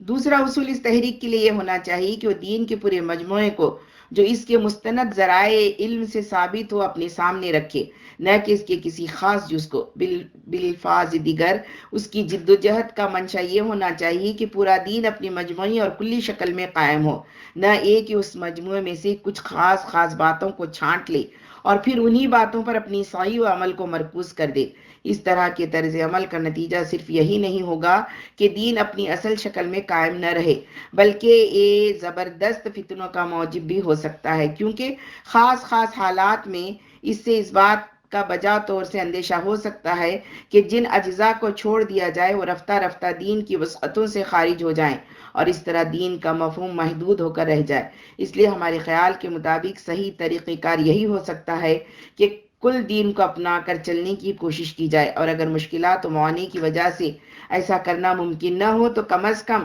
اتنی بات تو ضرور ہونی چاہیے کہ بیان و اظہار کی حد تک ہم پورے دین کی وضاحت کرتے رہیں، تاکہ ایسا نہ ہو کہ ہمارا یہ مجبورانہ طرز عمل آگے چل کر دین کا اصلی طرز عمل بن جائے، اور لوگ یا تو مجبوریوں کے بغیر بھی اس کو اختیار کرنے لگیں یا ان مجبوریوں پر قانع ہو جائیں اور ان کو بدلنے کے لیے کوشش نہ کریں۔ جیسا کہ ہماری پچھلی تاریخ گواہ ہے کہ بہت سی چیزیں محض استرار کے عذر کی بنا پر جائز کر لی گئیں، لیکن آج وہ شریعت کا مستقل جز بن گئی ہیں، اس حد تک کہ آج ان کے بارے میں شریعت کی صحیح رائے بیان کرنے کی لوگوں کو جرأت نہیں ہوتی، اور اگر کوئی جرأت کر کے ان کے خلاف لب کشائی کرتا ہے تو لوگوں کو اس کی باتوں پر تعجب ہوتا ہے، اور بہت سے لوگ تو ایسے شخص کو خارج از ملت وغیرہ کا بھی خطاب دینے لگتے ہیں۔ اس خطرے کے پیش نظر اگر عمل سے نہیں تو کم از کم زبان سے تو دین کی صحیح تعبیر اس وقت کرتے رہنا چاہیے جب تک زبان میں آ رہا ہے، تاکہ اگر ہمیں پورے دین پر عمل کی توفیق حاصل نہ ہو سکے تو اس کا تصور تو زندہ رہ سکے گا۔ ممکن ہے اس کی بدولت ہمارے بعد آنے والے اس پر عمل کی توفیق پا سکے، ورنہ اندیشہ ہے کہ ہمارا طرز عمل دین کے اصلی تصور کو ذہنوں سے بھی ختم کر دے، اور اس سے بڑی بدقسمتی کی بات اور کیا ہو سکتی ہے۔ بہرحال جو لوگ دین کو قائم کرنا چاہتے ہیں ان کے سامنے عزیمت کی یہی راہ ہونی چاہیے۔ باقی رہے وہ لوگ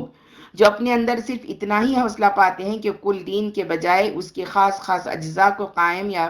بیان کرنے کی کوشش کریں، تو اگر وہ اس سے زیادہ کے لیے واقعی اپنے کو مجبور پاتے ہیں، اور ساتھ ہی ان کا تصور یہ نہیں ہے کہ وہ جو کچھ کر پا رہے ہیں وہ کل دین ہے، بلکہ اس کے ساتھ وہ پورے دین کے تصور کو اپنی جگہ صحیح اور اس کے قیام کی ضرورت کے بھی قائل ہیں، تو ایسے لوگ اپنی جگہ معذور سمجھے جا سکتے ہیں، اور وہ جو کچھ کام کر رہے ہوں اور وہ اس کام میں پوری ہمت افزائی کے مستحق ہیں، کیونکہ وہ جو کچھ کر رہے ہیں وہ بہرحال دین ہی کا ایک شعبہ ہے، اور اگر وہ شعبہ ان کی کوششوں سے اپنی جگہ درست ہو جاتا ہے تو یہ پوری دین کی کوشش کا ایک جز ہوگا،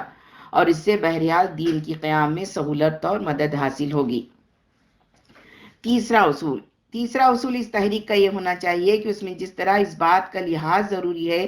کہ دین میں کوئی کمی و بیشی نہ ہو اور اس کا پورا مجموعہ سامنے رکھا جائے، نہ کہ اس کے کسی خاص جز کو، اسی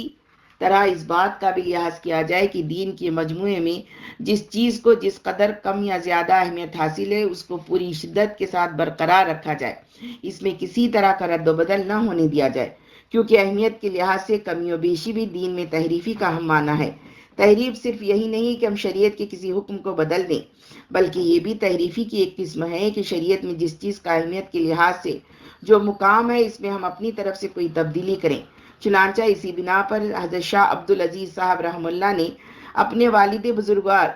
شاہ ولی اللہ صاحب رحم اللہ کے متعلق تحریر فرمایا ہے کہ وہ فرمایا کرتے تھے کہ سنت کے بارے میں یہ عقیدہ کرا دینا کہ یہ فرض ہے، شریعت میں ایک طرح کی تحریف ہے۔ دین میں رد و بدل کے نتائج، اور ہر تحریف کی طرح اس قسم کی تحریف سے بھی بڑے بڑے فتنے پیدا ہوتے ہیں، علاوہ اس بات کے کہ دین کا اصلی مزاج جو اللہ اور اس کے رسول کے ہر حکم کو اپنی جگہ رکھنے سے پیدا ہوتا ہے، اس عمل سے اس مزاج میں فرق واقع ہو جاتا ہے۔ اس کے 3 نقصانات بہت زبردست ہیں۔ ایک نقصان یہ کہ اس طرح بعض غیر اہم چیزوں پر ان کی اہمیت سے زیادہ زور دینے کا نتیجہ یہ ہوتا ہے کہ اہم چیزوں کی اہمیت نگاہوں میں کم ہو جاتی ہے اور غیر اہم زیادہ اہم بن جاتی ہیں۔ چنانچہ یہ اسی چیز کا نتیجہ ہے کہ بہت سے لوگوں کی نگاہوں میں بعض جزئی مسائل کی تو اتنی اہمیت ہو گئی ہے کہ ان کی بنا پر لوگوں کی مسجدیں اور ان کی نمازیں الگ الگ ہو گئی ہیں، لیکن بہت سے واقعی اہم باتوں کے سلسلے میں ان میں سے کسی کو بھی کچھ زیادہ پرواہ نہیں ہے۔ گویا مچھر کو تو چھانا جاتا ہے لیکن اونٹ کے نگلنے میں حرج محسوس نہیں ہوتا۔ دوسرا نقصان یہ ہے کہ امت میں چھوٹی چھوٹی باتوں پر بے شمار تفریقیں قائم ہو گئی ہیں اور ان میں باہم ایک عرصے سے جنگ و جدال برپا ہے، اور یہ اس صورتحال کا بالکل قدرتی نتیجہ ہے، کیونکہ اس طرح کی جزئی باتوں پر جن کو اپنی طرف سے زیادہ اہم بنا دیا گیا ہو، تمام امت کا متفق ہونا بہت دشوار ہے۔ اور تیسرا نقصان یہ ہے کہ یہ طرز عمل بہت سے لوگوں کے لیے خود دین سے تنفر کا باعث بن رہا ہے، کیونکہ جب غیر اہم اور جزئی باتوں پر زیادہ زور صرف کیا جانے لگے گا یا ان کو اس سے زیادہ اہمیت دی جائے گی جو اصل شریعت میں ہوگی، تو قدرتی طور سے اسی طرح کی باتیں نمایاں ہوں گی اور شریعت کے اہم اجزاء نگاہوں سے اوجھل ہو جائیں گے۔ اس طرح دین کا اصلی روپ نکھر کر سامنے نہیں آ سکے گا اور اس میں جو کچھ حسن و جمال ہے وہ نگاہوں سے پوشیدہ ہو جائے گا۔ آج حالت یہ ہو رہی ہے کہ خود مسلمانوں کا پڑھا لکھا طبقہ باطل نظریات کا شکار ہو کر اسلام کی بنیادی باتوں سے منحرف ہوتا جا رہا ہے، لیکن ہمارے بہت سے علماء کو فکر ہے تو اس بات کی کہ لوگ استنجا اور وضو وغیرہ کی فلاں فلاں مستحبات ترک کرتے جا رہے ہیں،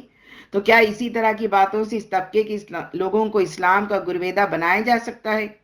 حاشا، میرا مقصد یہ نہیں ہے کہ میں ان مستحبات کا استخفاف کروں۔ میں جو کچھ کہنا چاہتا ہوں اس کا مقصد یہ ہے کہ شریعت کی ہر چیز موزوں جگہ پر بالکل ٹھیک طور سے نصب کی گئی ہے اور اسی کے اعتبار سے ان کا درجہ قائم کیا گیا ہے۔ اگر یہ موزونیت اپنی جگہ باقی نہیں رہے گی تو دین کی اصلی حقیقت بھی برقرار نہیں رہ سکے گی اور اس طرح وہ اپنی جاذبیت بھی بہت کچھ کھو دے گا، بلکہ ہو سکتا ہے کہ ہم اپنے اس طرز عمل سے دین کا کوئی ایسا نقشہ لوگوں کے سامنے پیش کر دیں جسے دیکھ کر وہ اس کی طرف بڑھنے کی بجائے اس سے اور دور بھاگنے لگیں گے، اور اس کی تمام ذمہ داری ہم پر ہوگی، کیونکہ دین تو اپنی اصلی حیت میں سر تاپا حسن و جمال ہے جس کی طرف ہر سلیم الفطرت بڑھنے پر مجبور ہے، لیکن یہ اسی صورت میں ہو سکتا ہے جب شریعت اپنی اصلی شکل میں باقی رکھی جائے اور اپنے تصرفات کے ذریعے اس کی صورت و حیت میں کسی طرح کی تبدیلی نہ کی جائے۔ چوتھی چیز جو اس تحریک کے لیے ضروری ہے وہ یہ کہ جس طرح ہم اس کے اجزاء میں ان کی اہمیت کے اعتبار سے کوئی رد و بدل نہ کریں، اسی طرح ان اجزاء میں جو تقدیم و تاخیر یا ترتیب ملحوظ رکھی گئی ہے اس میں بھی کسی طرح کا فرق واقع نہ ہونے دیں، ورنہ اس کا نتیجہ بھی یہی ہوگا کہ شریعت کا صحیح ڈھانچہ اپنی شکل میں برقرار نہیں رہ سکے گا۔ مثال کے طور پر شریعت میں سب سے مقدم چیز عقائد ہیں جن پر تمام احکام و اعمال کی دیوار کھڑی ہوتی ہے۔ اگر عقائد کو ان کی جگہ سے ہٹا دیا جائے تو اس کے بعد اعمال کی جو عمارت تعمیر ہوگی وہ کوئی صحیح شرعی عمارت نہیں ہوگی۔ یا مثلاً اسلام کا جو اقتصادی یا معاشی نظام ہے وہ اپنے آگے پیچھے عقائد و اعمال کا ایک پورا سلسلہ رکھتا ہے۔ اگر کوئی اس نظام کو اس کی اصلی جگہ سے ہٹا کر اپنانے کی کوشش کرے تو اپنی ظاہری حیت کے لحاظ سے ممکن ہے اسلامی کہا جا سکے، لیکن وہ حقیقتاً اس کا مستحق نہیں ہوگا اور نہ اس سے خیر و برکات ظاہر ہو سکیں گی جن کی توقع صحیح اسلامی نظام معاشرت سے بجا طور سے وابستہ کی جا سکتی ہیں۔ پانچواں اصول جس کا اس طرح کی تحریک میں لحاظ رکھنا ضروری ہے یہ ہے کہ اس کو ہر طرح کی قومی اور وطنی تعصبات اور دلچسپیوں سے بالکل پاک رکھنا چاہیے۔ یہ پہلے گزر چکا ہے کہ اسلام ایک دین یعنی ضابطۂ حیات ہے جس کی بنیاد فطری اصولوں پر قائم ہے اور ان اصولوں کا کوئی تعلق قومیت اور وطنیت سے نہیں ہے، لیکن یہ عجیب بدقسمتی ہے کہ مسلمانوں نے ایک عرصے سے اپنی حیثیت و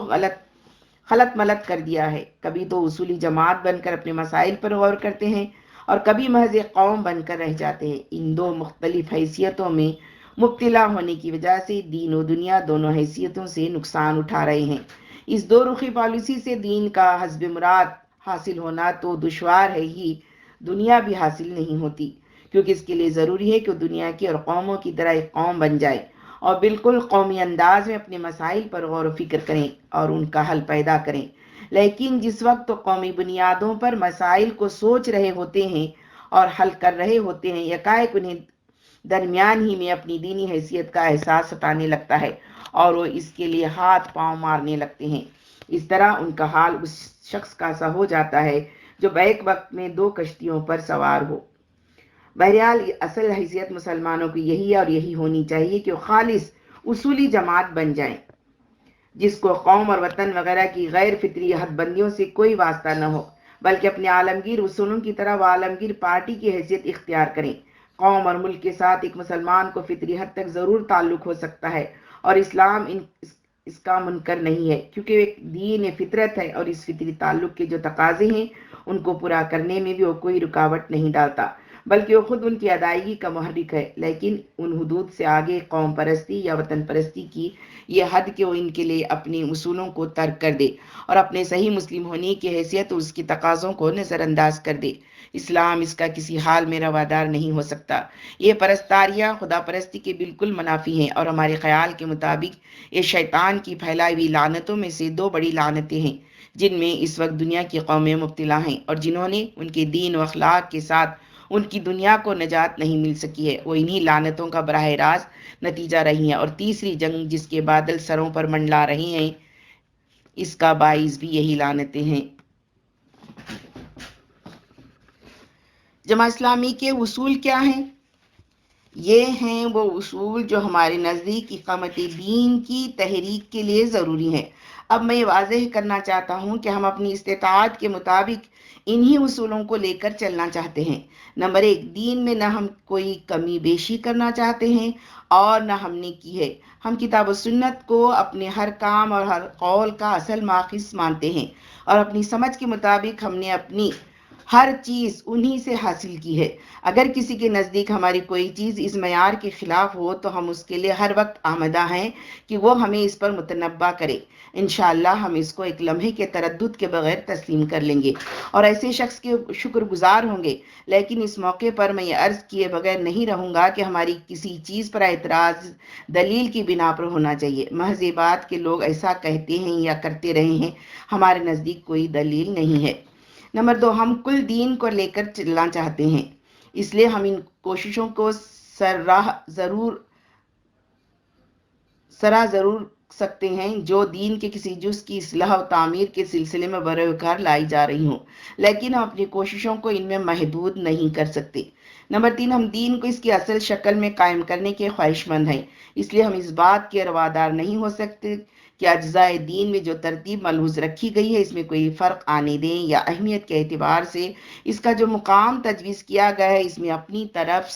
سے کوئی رد و بدل کریں۔ اس لیے ہم میں سے کسی کو یہ توقع نہیں رکھنی چاہیے کہ ہم مثلاً آمین اور رفع دین یا تقلید اور عدم تقلید وغیرہ کے ان مسائل میں اپنے کو الجھائیں گے جن پر آج امت میں بڑے بڑے معرکے قائم ہیں۔ اس طرح کی بحثیں ہمارے لیے خارج از بحث ہے۔ ہم فروغ کے بجائے اصل اسلام کے داعی ہیں، اس لیے ہمارے یہاں ان بحثوں کی گنجائش نہیں ہے۔ کوئی حنفی ہو یا شافعی، مقلد ہو یا غیر مقلد، صوفی ہو یا غیر صوفی، اگر وہ اسلام کو بنیاد بنا کر اس کو کلی شکل میں قائم کرنے کی تحریک میں حصہ لینا چاہتا ہے تو وہ ہمارا ساتھی بن سکتا ہے۔ اس طرح کی چھوٹی باتوں کی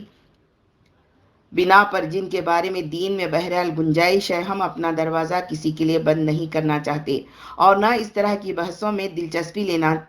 ہم اپنے اصول کے لحاظ سے مناسب سمجھتے ہیں۔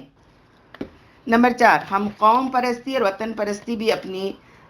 پرستی سے بھی اپنے کو بالا تر رکھنا چاہتے ہیں۔ اس لیے نہیں کہ ہمیں قوم یا وطن سے نفرت ہے۔ نفرت کیا معنی؟ حقیقتاً ہمیں ان سے حقیقی انس و محبت ہے۔ جس وطن میں ہم پیدا ہوئے اور جس کی آب و گل سے ہمارا ڈھانچہ بنا، اور جس قوم میں ہماری پیدائش ہوئی اور جس سے ہم نے طرح طرح کے فائدے اٹھائے، ان کے حقوق کو ہم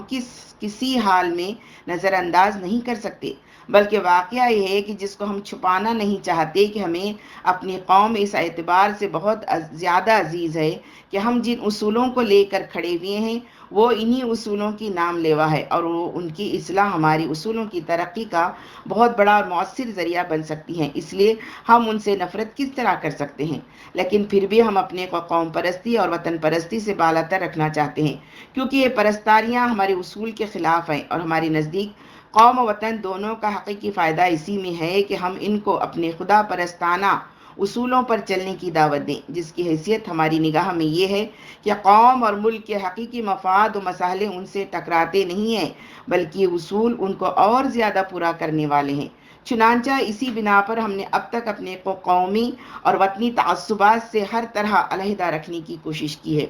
جماعت کی تشکیل کا زمانہ عین وہ زمانہ ہے جب ملک میں اس طرح کی تحریکیں اپنے شباب پر تھیں۔ ایک طرف استخلاص سے وطن کی جد و جہد جاری تھی اور دوسری طرف قومی حقوق کے تحفظ کی، لیکن ہم نے ان سے اپنی کو جان بوجھ کر الگ رکھا، اگرچہ اس کے نتیجے میں ہمیں طرح طرح کی مخالفت اور طعن و تشنیع سے دوچار ہونا پڑا، کیونکہ یہ تحریکات کلی طور سے ہمارے اصولوں سے مطابقت نہیں رکھتی تھی۔ ہمارے نزدیک آزادی صرف یہ نہیں ہے کہ ایک قوم کے افراد دوسری قوم کی غلامی سے نجات پا جائیں، بلکہ اصلی آزادی یہ ہے کہ ایک طرف اپنے ہی جیسے انسانوں اور خود اپنے نفس کی غلامی سے آزاد ہو جائیں اور دوسری طرف اپنے حقیقی آقا کے غلام بن جائیں۔ اسی طرح ہمارے نزدیک مسلمانوں کا مقام یہ نہیں ہے کہ وہ دنیا کی اور قوموں کی طرح اپنے کو بھی ایک قوم فرض کر لیں اور پھر انہی قوموں کی طرح قومی عزت و سربلندی کی فکر میں لگ جائیں اور اس طرح دنیا کے مفسد گروہوں میں ایک اور مفسد گروہ کا اضافہ کریں، بلکہ ان کا اصلی مقام یہ ہے کہ وہ ایک اصولی جماعت اور پارٹی بن کر دنیا کے سامنے آئیں اور اپنے ان اصولوں کی عزت اور سربلندی کے لیے کوشاں ہوں جن پر قوم اور ملک کی حقیقی سعادتوں کا دار و مدار ہے۔ افسوس ہے کہ اس حقیقت کو بھلا دیا جاتا ہے کہ اسلام کا مفاد اور مسلم قوم کا ہر طرح کا مفاد دونوں ہر حال میں ایک نہیں ہے، اور جب دونوں میں مطابقت ممکن نہ ہو، ایک حقیقی مسلم کے لیے اس کے سوا چارہ نہیں کہ وہ اسلام کے مفاد کو ترجیح دے اور مسلمانوں کے جھوٹے مفاد قومی کو ترک اور نظر انداز کر دے، ورنہ اس کا نتیجہ صرف یہی نہیں ہوگا کہ اس کی اسلامی حیثیت مجروح ہو جائے گی، بلکہ اس طرز عمل کی بنا پر خود اسلام بھی بدنام ہو جائے گا اور اس کی ترقی کی راہیں مسدود ہو جائیں گی، جیسا کہ آج فی الواقع مسلمانوں کی اس قسم کے طرز عمل سے ہندوستان میں ہو رہا ہے، کیونکہ قومی مفاد کے لیے جد و جہد کرتے ہوئے کسی فرد یا جماعت کو یہ کہنے کا حق نہیں ہے کہ وہ عالمگیر اصولوں کی علمبردار ہے، اور اگر ایسا کرتے ہوئے کوئی یہ کہنے کی جرات کرتا ہے تو ایسے شخص یا جماعت کی بات سننے کے لیے کوئی شخص بھی آمادہ نہیں ہو سکتا ہے۔ تحریک اقامت دین کی اسی خصوصیت کا نتیجہ ہے کہ ہم مسلمانوں کی طرح غیر مسلموں کے پاس بھی پہنچتے ہیں، ان کو اپنے اجتماعات میں شرکت کی دعوت دیتے ہیں۔ چنانچہ اس اجتماع میں بھی ہمارے بہت سے مقامی غیر مسلم حضرات تشریف لائے ہیں اور باہر سے بھی کچھ حضرات محض شرکت کی غرض سے آئے ہوئے ہیں۔ ان کے لیے ہم نے اپنے لٹریچر کو خاص ان زبانوں میں منتقل کیا ہے اور کر رہے ہیں جس میں عام بول چال کے عادی ہیں۔ اس وقت تک ملیالم، گجراتی، بنگالی، مراٹھی، ہندی اور انگریزی زبانوں میں ہمارے لٹریچر کا ایک معتدبہ حصہ منتقل کیا جا چکا ہے اور خود قرآن شریف کی ہندی ترجمہ و تفسیر کا بھی ہماری طرف سے انتظام کیا جا رہا ہے اور اس کے پہلے پارے کی طبع و اشاعت کے انتظامات ان قریب شروع ہونے والے ہیں۔ میں اس ضمن میں یہ بھی واضح کر دینا چاہتا ہوں کہ ہماری کوششیں ہمارے لیے کسی درجے میں بھی مایوس کن نہیں ہے۔ یہ ضرور ہے کہ طویل عرصے سے ہندوؤں اور مسلمانوں میں جو قومی کشمکش جاری رہی ہے اور جس وجہ سے غیر مسلم حضرات کو خود اسلام سے بھی ایک گو نفرت ہو گئی ہے، وہ ہماری راہ میں ایک بڑی زبردست رکاوٹ ثابت ہو رہی ہے، لیکن اس کے باوجود ان میں سے ایسے لوگوں کی کمی نہیں ہے جو ہماری حالت پر ہم سے قطع نظر کرتے ہوئے غور و فکر کرتے ہیں، اور ان میں سے بہتیرے ہماری باتوں کو سراہتے ہیں، اور ہمیں توقع ہے کہ اگر ہم اپنے بارے میں ان کو اطمینان دلانے میں کامیاب ہو گئے کہ ہم نے یہ کام کسی قومی جذبے کے تحت یا قومی مفاد کے لیے شروع نہیں کیا ہے، بلکہ اس سے ہمارا مقصد عمومی فائدہ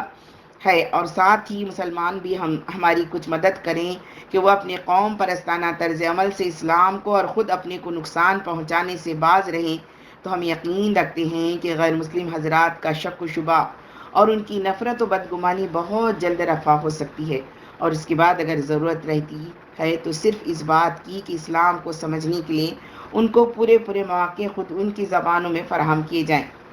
اور یہ ظاہر ہے کہ یہ کام بڑے اہتمام کا طالب ہے جو سرے دست ہمیں میسر نہیں ہے، لیکن ہماری ذمہ داری صرف اپنے وسائل و ذرائع کی حد تک ہے اور انشاءاللہ ہم اس میں دریغ نہیں کریں گے۔ البتہ یہ منظر ہمارے لیے بڑا ہی اندوہناک ہے کہ ہندوستان میں مسلمان صدیوں سے رہ رہے ہیں،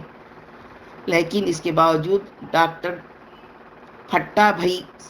سیتارمیا، سابق صدر کانگریس کے بقول اسلام یہاں کے غیر مسلموں کے لیے ایک سر بمہر کتاب ہے۔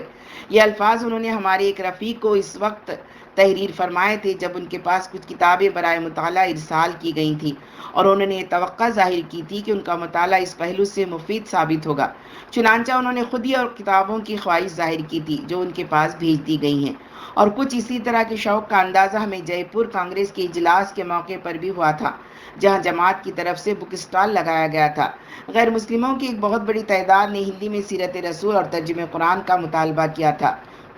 لیکن کتنے افسوس کا مقام ہے کہ ان کے حسب منشا اور حسب ضرورت ان کی اس خواہش و مطالبے کا امت مسلمہ کی طرف سے اب تک کوئی انتظام نہیں ہو سکا ہے۔ بہرحال یہ ایک ضروری کام ہے جو ہونا چاہیے، لیکن میں یہاں دوبارہ یہ گزارش کرنی چاہتا ہوں کہ اصل رکاوٹ یہ نہیں ہے کہ ہندی میں قرآن کا کوئی ترجمہ نہیں ہے، بلکہ اصلی رکاوٹ یہ ہے کہ مسلمانوں کا صحیفِ زندگی غیر مسلموں کے لیے باعث نفرت ہے۔ مسلمان خواہ ان کو اس کا شعور ہو یا نہ ہو، لیکن عام لوگوں کے نزدیک وہ اسلام کے نمائندے سمجھے جاتے ہیں۔ دنیا میں ایسے لوگ کم ہی ہوتے ہیں جو مجرد اصولوں کو دیکھ کر ان پر ایمان لے آئیں، وہ سب سے پہلے ان کے ماننے والوں کو دیکھتے ہیں اور ان کے عمل اور سیرت و کردار سے ان کے بارے میں کوئی اچھی یا بری رائے قائم کرتے ہیں۔ اس لیے سب سے مقدم چیز یہ ہے کہ مسلمان اپنے عمل کو اسلام کے مطابق بنانے کی کوشش کریں، تبھی غیر مسلمہ کا نقطہ نظر اسلام کے بارے میں بدل سکتا ہے۔ یہی وجہ ہے کہ ہم سب سے پہلے مسلمانوں کو مخاطب کرتے ہیں اور اپنی توجہ ان پر زیادہ صرف کرتے ہیں، بلکہ اکثر اوقات ان کے سامنے کچھ تلخ نوائی بھی کرتے ہیں جو ضرورت کا تقاضا ہے، لیکن تلخ نوائی قدرتی طور پر بہت سے لوگوں کو ناگوار گزرتی ہے اور اس کی بنا پر ہمیں خارجیت وغیرہ کے طعنے دے کر بدنام کرنا چاہتے ہیں، مگر ہم اس طرح کے طعنوں سے گھبراتے نہیں، کیونکہ خارجیت سے ہم بھی واقف ہیں اور ان کے مقابلے میں ان سے کم نفرت نہیں رکھتے ہیں، اور یہ چیز ہمارے نزدیک خارجیت نہیں ہے۔ مسلمانوں کو مسلمان سمجھتے ہوئے یا ایھا الذین آمنو کے اصول پر عمل کی دعوت دی جائے، یہ خارجیت ہے۔ تو مجھے یہ کہنے کی اجازت دیجیے کہ یہ لوگ اس طرح کی باتوں پر ناک بھون چڑھاتے ہیں اور اپنا فریضہ بس اتنا ہی سمجھتے ہیں کہ وہ مسلمانوں کو اپنی طرف سے بشارتیں سنائے اور طفل تسلیاں دیتے رہیں۔ مثلاً یہ کہ محض کسی مسلمان کے گھر پیدا ہو جانا، ختم و فاتحہ دلا دینا، شادی و غم کے موقع پر کچھ الٹی سیدھے رسمیں ادا کر دینا، محض یہی باتیں مسلمان ہونے کے لیے کافی ہیں، تو خارجیت ہی کی طرح کی ایک دوسری گمراہی، بلکہ اس سے بھی زیادہ بدترین گمراہی کہ جسے ارجاء کہا جاتا ہے، یہ لوگ شکار ہے۔ اور یہ لوگ اپنے اس طرز عمل کی وجہ سے یہی نہیں کہ عام مسلمانوں پر اسلام کی راہیں بند کر رہے ہیں، بلکہ وہ خود اسلام کی راہ میں بھی روڑے اٹکا رہے ہیں، کیونکہ اسلام کی ترقی میں آج سب سے بڑی رکاوٹ خود مسلمانوں کی بے عملی ہے، جس کی وجہ سے اسلام آج دنیا کی نگاہوں میں ذلیل و خوار ہو کر رہ گیا ہے۔ جماعت اسلامی کا طریقہ کار، مقصد اور اس کے بنیادی اصولوں کی اس توضیح کے بعد اب میں آپ کے سامنے اپنے طریقہ کار کے بارے میں بھی کچھ باتیں عرض کرنی چاہتا ہوں۔ ہم نے جس طرح اپنے مقصد اور اس کے بنیادی اصول کو کتاب و سنت اور اسوہ انبیاء سے حاصل کرنے کی کوشش کی ہے، اسی طرح ہم اپنے طریقہ کار کے بارے میں بھی وہیں سے ہدایت حاصل کرنے کی کوشش کرتے ہیں۔ اخلاق کی اہمیت، ہم نے ان سرچشموں سے چند باتیں پائی ہیں۔ ان میں سے پہلی بات یہ ہے کہ جو دینی انقلاب ہمارے پیش نظر ہے، اس کے لیے وہ طریقے کسی طرح مناسب نہیں ہو سکتے جو غیر دینی تحریکات میں اختیار کیے جاتے ہیں۔ ہمارے دین میں جس کو ہم برپا کرنا چاہتے ہیں، جھوٹ، مکر و فریب اور ظلم و زیادتی وغیرہ کی مطلق گنجائش نہیں ہے۔ اس لیے ہم جو کچھ کہتے یا کرتے ہیں، علانیہ کہتے اور کرتے ہیں۔ ہماری کوئی چیز راز نہیں ہے، اور جو ہمارے دل میں ہے وہی ہماری زبانوں پر ہے۔ اگر ہم اس کے سوا کوئی طریق اختیار کریں تو اس کے معنی اس کے سوا اور کچھ نہیں ہو سکتے کہ ہم جس چیز کو قائم کرنے کے لیے کھڑے ہوئے ہیں، اس کی خود سب سے پہلے اپنے ہی ہاتھوں جڑیں کاٹ دیں۔ توڑ پھوڑ ہمارا طریقہ نہیں۔ دوسری بات یہ ہے کہ ہمارے سامنے توڑ پھوڑ اور تخریب وغیرہ کی قسم کا بھی کوئی کام نہیں ہے، کیونکہ ہم جو کچھ چاہتے ہیں اس کے لیے صحیح طریقہ کار یہی ہو سکتا ہے کہ سب سے پہلے انسان کے فکر و ذہن کی اصلاح کی جائے۔ انبیاء کرام نے یہی طریقہ اختیار کیا ہے، اور خود رسول اللہ صلی اللہ علیہ وسلم کا بھی اسوہ حسنہ یہی ہے، جیسا کہ حضرت عائشہ رضی اللہ تعالیٰ عنہا کے اس قول سے واضح ہے، جس میں آپ صلی اللہ علیہ وسلم نے فرمایا ہے کہ شراب کی حرمت کا اعلان اس وقت ہوا جب لوگوں کے ذہن میں اللہ کا خوف اور جزا و سزا کا عقیدہ بٹھا دیا گیا، ورنہ ایک شخص بھی ترک شراب پر آمدہ نہ ہوتا۔ خود حضرت صلی اللہ علیہ وسلم کا ارشاد ہے، حدیث کا ترجمہ ہے، سن رکھو، جسم انسانی میں گوشت کا ایک ٹکڑا ہے، جب تک وہ صحیح حالت میں رہتا ہے پورا جسم ٹھیک رہتا ہے، اور جب وہ خراب ہو جاتا ہے تو سارا بدن خراب ہو جاتا ہے۔ سن لو، یہ ٹکڑا انسان کا دل ہے۔ الا ان فی الجسد مدغۃ اذا صلح الجسد کلہ واذا فسد الجسد کلہ الا وہی القلب۔ پس ہمارے نزدیک حکومت کی تبدیلی کا سوال ہو یا اقتصادی و سماجی نظام میں تبدیلی کا، اس وقت تک کامیابی نہیں ہو سکتی جب تک کہ اس کے لیے ذہن و دماغ کی اصلاح نہ ہو جائے، اور اگر ہوگی تو اس کی حیثیت ایک عارضی شے کی ہوگی، وہ زیادہ عرصے تک برقرار نہیں رہ سکتی۔ اصلاح قلب کی عملی شکلیں۔ قلب و ذہن کی تبدیلی کے سلسلے میں جو باتیں ہمارے پیش نظر ہیں ان کی تفصیل یہ ہے کہ ہم سب سے پہلے لوگوں کے ذہن کو غلط افکار و نظریات سے پاک کرنا چاہتے ہیں،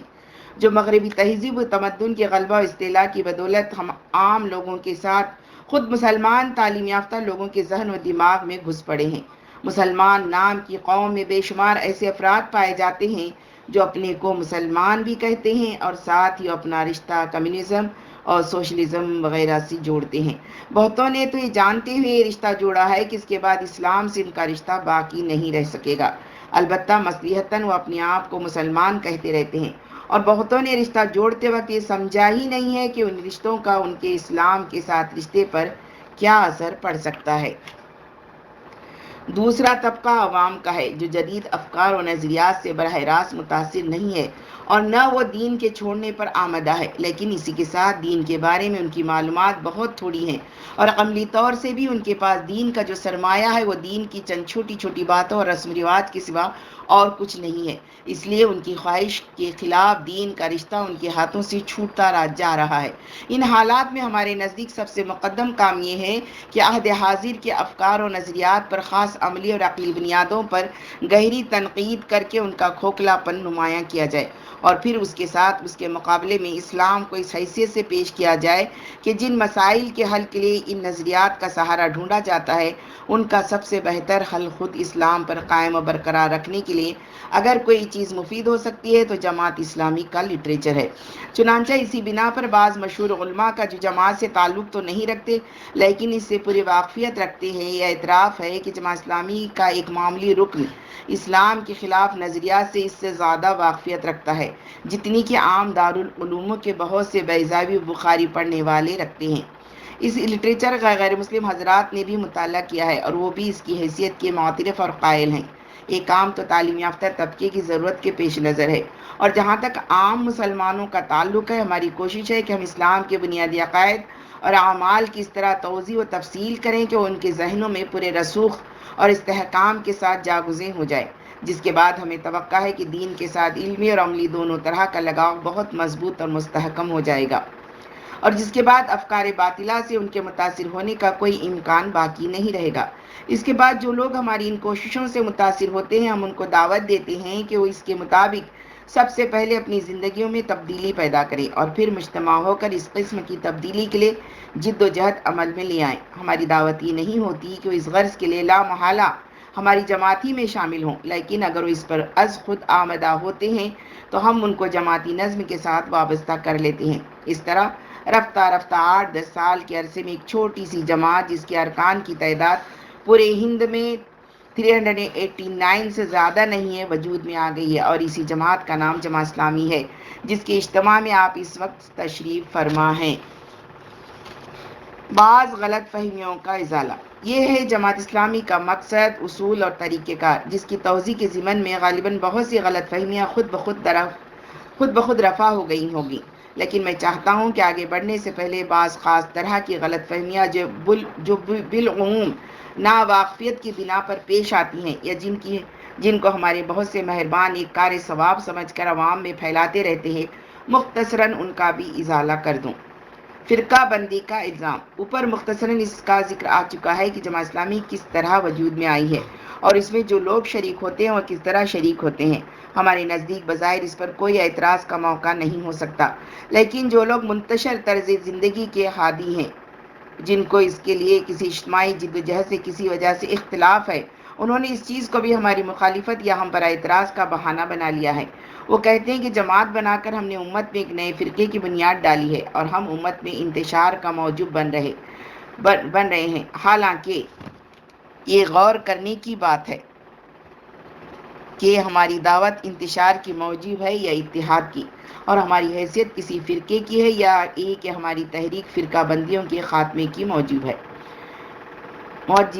اصولوں کی توضیح کے ضمن میں یہ آپ کو معلوم ہو چکا ہے کہ ہم دین میں کسی نئی بات کا اضافہ نہیں کر رہے ہیں اور نہ اس کے کسی خاص جز کو لے کر اس کو اس سے زیادہ اہمیت دینا چاہتے ہیں جتنی اہمیت فی الواقع اس کے لیے ہے، اور یہی دو باتیں ایسی ہیں جن کی وجہ سے دین میں فرقے پیدا ہو رہے ہیں۔ ہم تو دین کے بنیادی اصولوں کو جو دین سے قطعیت کے ساتھ ثابت ہوں لے کر چلنا چاہتے ہیں، اور یہ اصول ایسے ہیں کہ ان میں نہ صرف مسلمانوں کے تمام فرقے ضم ہو سکتے ہیں، بلکہ اگر وہ اصول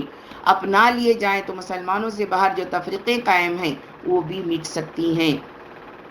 ایسی حالت میں یہ فرقہ بندی کا الزام بہت ہی عجیب الزام ہے۔ پھر یہ بات بھی نہیں ہے کہ ہم کسی شخصیت کے بارے میں جس کا جماعت سے تعلق ہو یا خود جماعت کے بارے میں کسی طرح کے غلو سے کام لے رہے ہیں، جیسا کہ فی الواقع وہ لوگ کر رہے ہیں جو اپنی آنکھ کے شہتیر کو نظر انداز کر کے ہماری آنکھوں کے تنکے تلاش کرنے میں مصروف ہیں۔ ہمارا ہرگز یہ خیال نہیں ہے کہ صرف ہماری جماعت حق ہے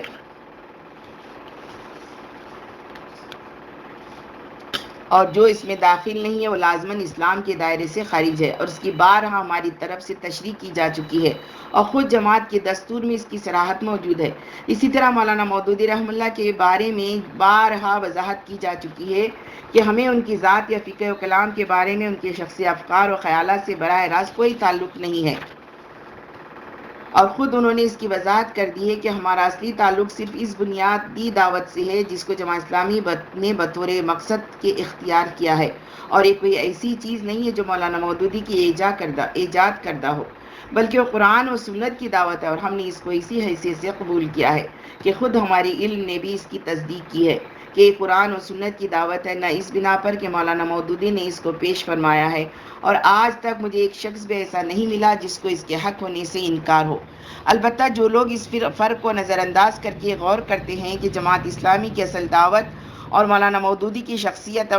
یا ان کے شخصی افکار و نظریات دو الگ چیزیں ہیں، وہ ضرور اس معاملے میں گڑبڑا جاتے ہیں، اور ان میں ہمیں کچھ ایسے لوگ بھی ملتے ہیں جن پر مولانا مودودی سے اختلاف کا اتنا گہرا اثر پڑ جاتا ہے کہ وہ نفس کی دعوت کی مخالفت پر بھی کمر بستہ ہو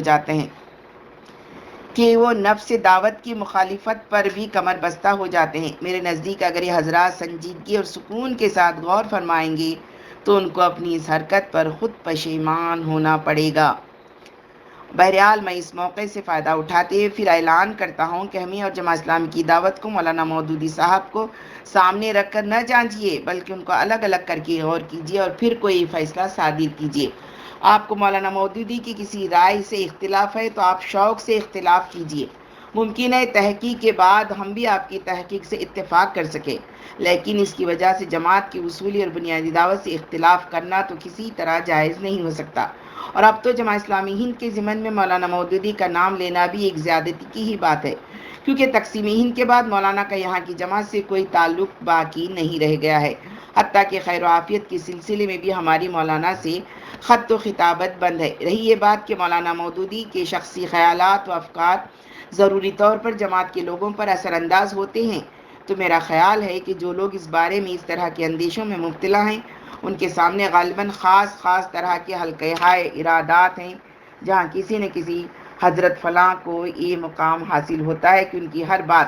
محض اس سند پر حق مان لی جائے کہ حضرت نے فرمایا ہے، حالانکہ جماعت اسلامی میں اس طرح کی کسی بات کی گنجائش نہیں ہے۔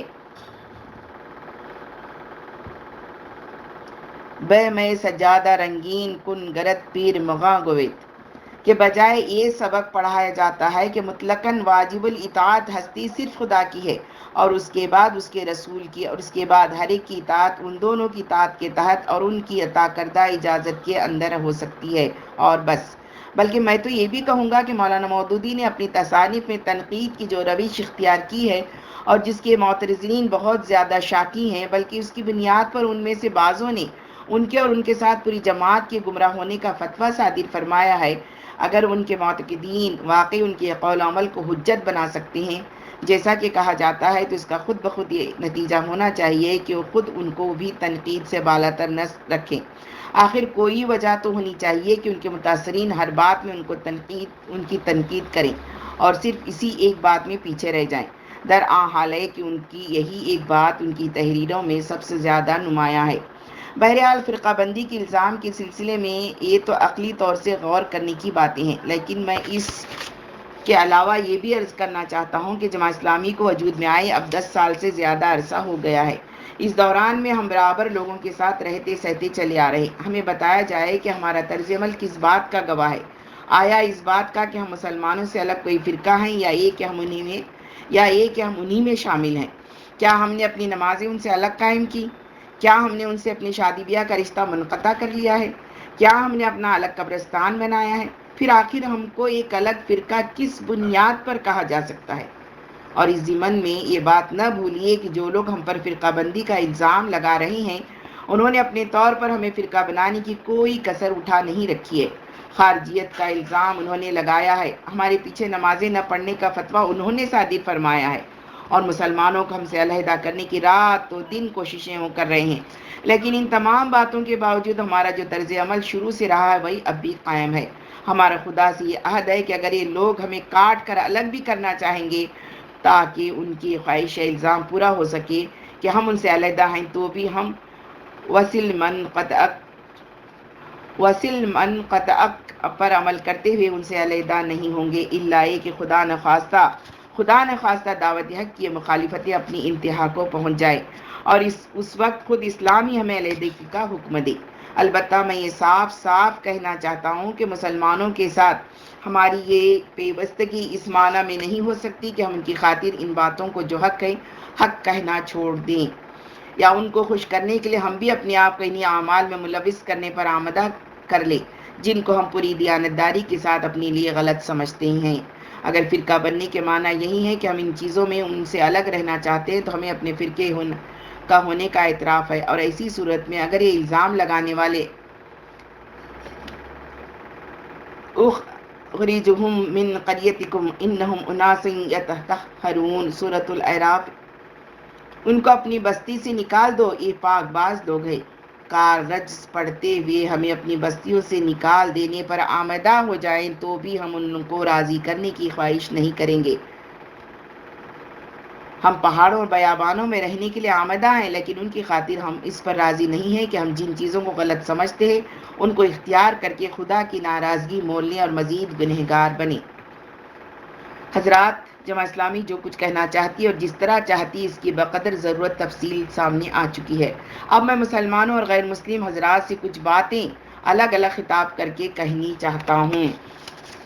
مسلمانوں سے خطاب۔ مسلمانوں سے جو مجھے کہنی ہے وہ یہ ہے کہ اقامت دین کا جو کام جماعت لے کر کھڑی ہوئی ہے اسے وہ بھی انجام دینے کے لیے کھڑے ہو جائیں۔ یہ ضروری نہیں ہے کہ یہ کام آپ ہمارے ساتھ مل کر ہی انجام دیں۔ اگر آپ کو ہم پر اعتماد نہیں ہے تو آپ شوق سے ہم سے علیحدہ رہیں اور کسی ایسی جماعت میں شریک ہو جائیں جو اس کام کو انجام دے رہی ہو اور اس پر آپ کو اعتماد ہو۔ اور اگر آپ کی نگاہ میں سرے سے کوئی ایسی جماعت موجود ہی نہ ہو جو اس کام کو کر رہی ہے اور جس کے ساتھ مل کر آپ یہ کام کر سکیں تو اس کے لیے آپ اپنی علیحدہ جماعت قائم کریں۔ ہمیں اس سے مطلق اختلاف نہیں ہوگا، بلکہ جہاں تک ہو سکے گا ہم اس بارے میں آپ کی مدد کریں گے، بلکہ صحیح سمت سفر کرتے ہوئے اگر آپ کو پائیں گے تو ہمیں خود آپ کے پیچھے چلنے میں مطلق عار نہ ہوگا۔ ان باتوں میں سے جو بھی آپ کو پسند ہو آپ اسے اختیار کر سکتے ہیں، لیکن ہمارے نزدیک یہ بات کسی طرح آپ کے لیے جائز نہیں ہو سکتی کہ آپ ان صورتوں میں سے کوئی ایک صورت بھی اختیار نہ کریں اور اپنی زندگی یوں ہی گزارتے رہیں۔ اقامت دین کا کام انفرادی طور سے بھی ہر مسلمان کا فریضہ ہے اور اجتماعی طور پر بھی اس فریضے کو انجام دینے کی ذمہ داری پوری امت پر عائد ہوتی ہے، اور اسی کام کے ہونے پر در حقیقت ان کی دنیاوی کامیابی کا بھی دار و مدار ہے۔ آج مسلمانوں کو دینی یا دنیاوی حیثیت سے جو بدبختیاں بھی پیش آ رہی ہیں وہ در حقیقت اسی فرض سے غفلت اختیار کرنے کا نتیجہ ہے۔ اقامت دین سے غفلت کے نتائج۔ اقامت دین کی کسی زندہ اور متحرک جد و جہد کے سامنے نہ ہونے کے نتیجے میں گونا گو خرابیاں پیدا ہو گئی ہیں۔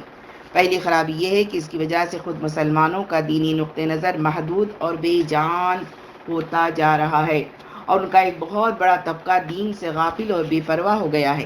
دین زیادہ تر چند جزوی احکام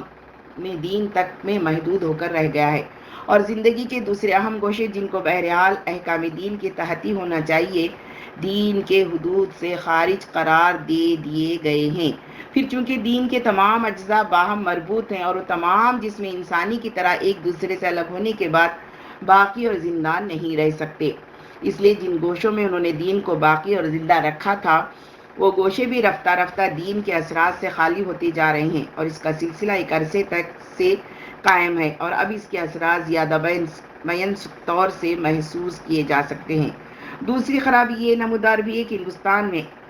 اسلام کی نمائندگی جس طرح ہونی چاہیے تھی نہیں ہو سکی ہے۔ کتابوں میں تو سب کچھ موجود ہے، لیکن مسلمانوں کا صحیفہ زندگی اس سے اکثر خالی ہے۔ ان کے اوراق کی زندگی کو دیکھ کر کوئی غیر مسلم اسلام کے بارے میں کوئی اچھا تصور قائم نہیں کر سکتا۔ ان میں بلا شبہ ایسے افراد بھی بکثرت موجود ہیں جو اپنی شخصی سیرت و کردار اور اصلاح و تقویٰ کے لحاظ سے اپنی مثال آپ ہیں، اور اس میں بھی شبہ نہیں کہ ان بزرگ ہستیوں کا مسلم اور غیر مسلم بے شمار افراد پر اچھا خاصا اثر بھی پڑا ہے،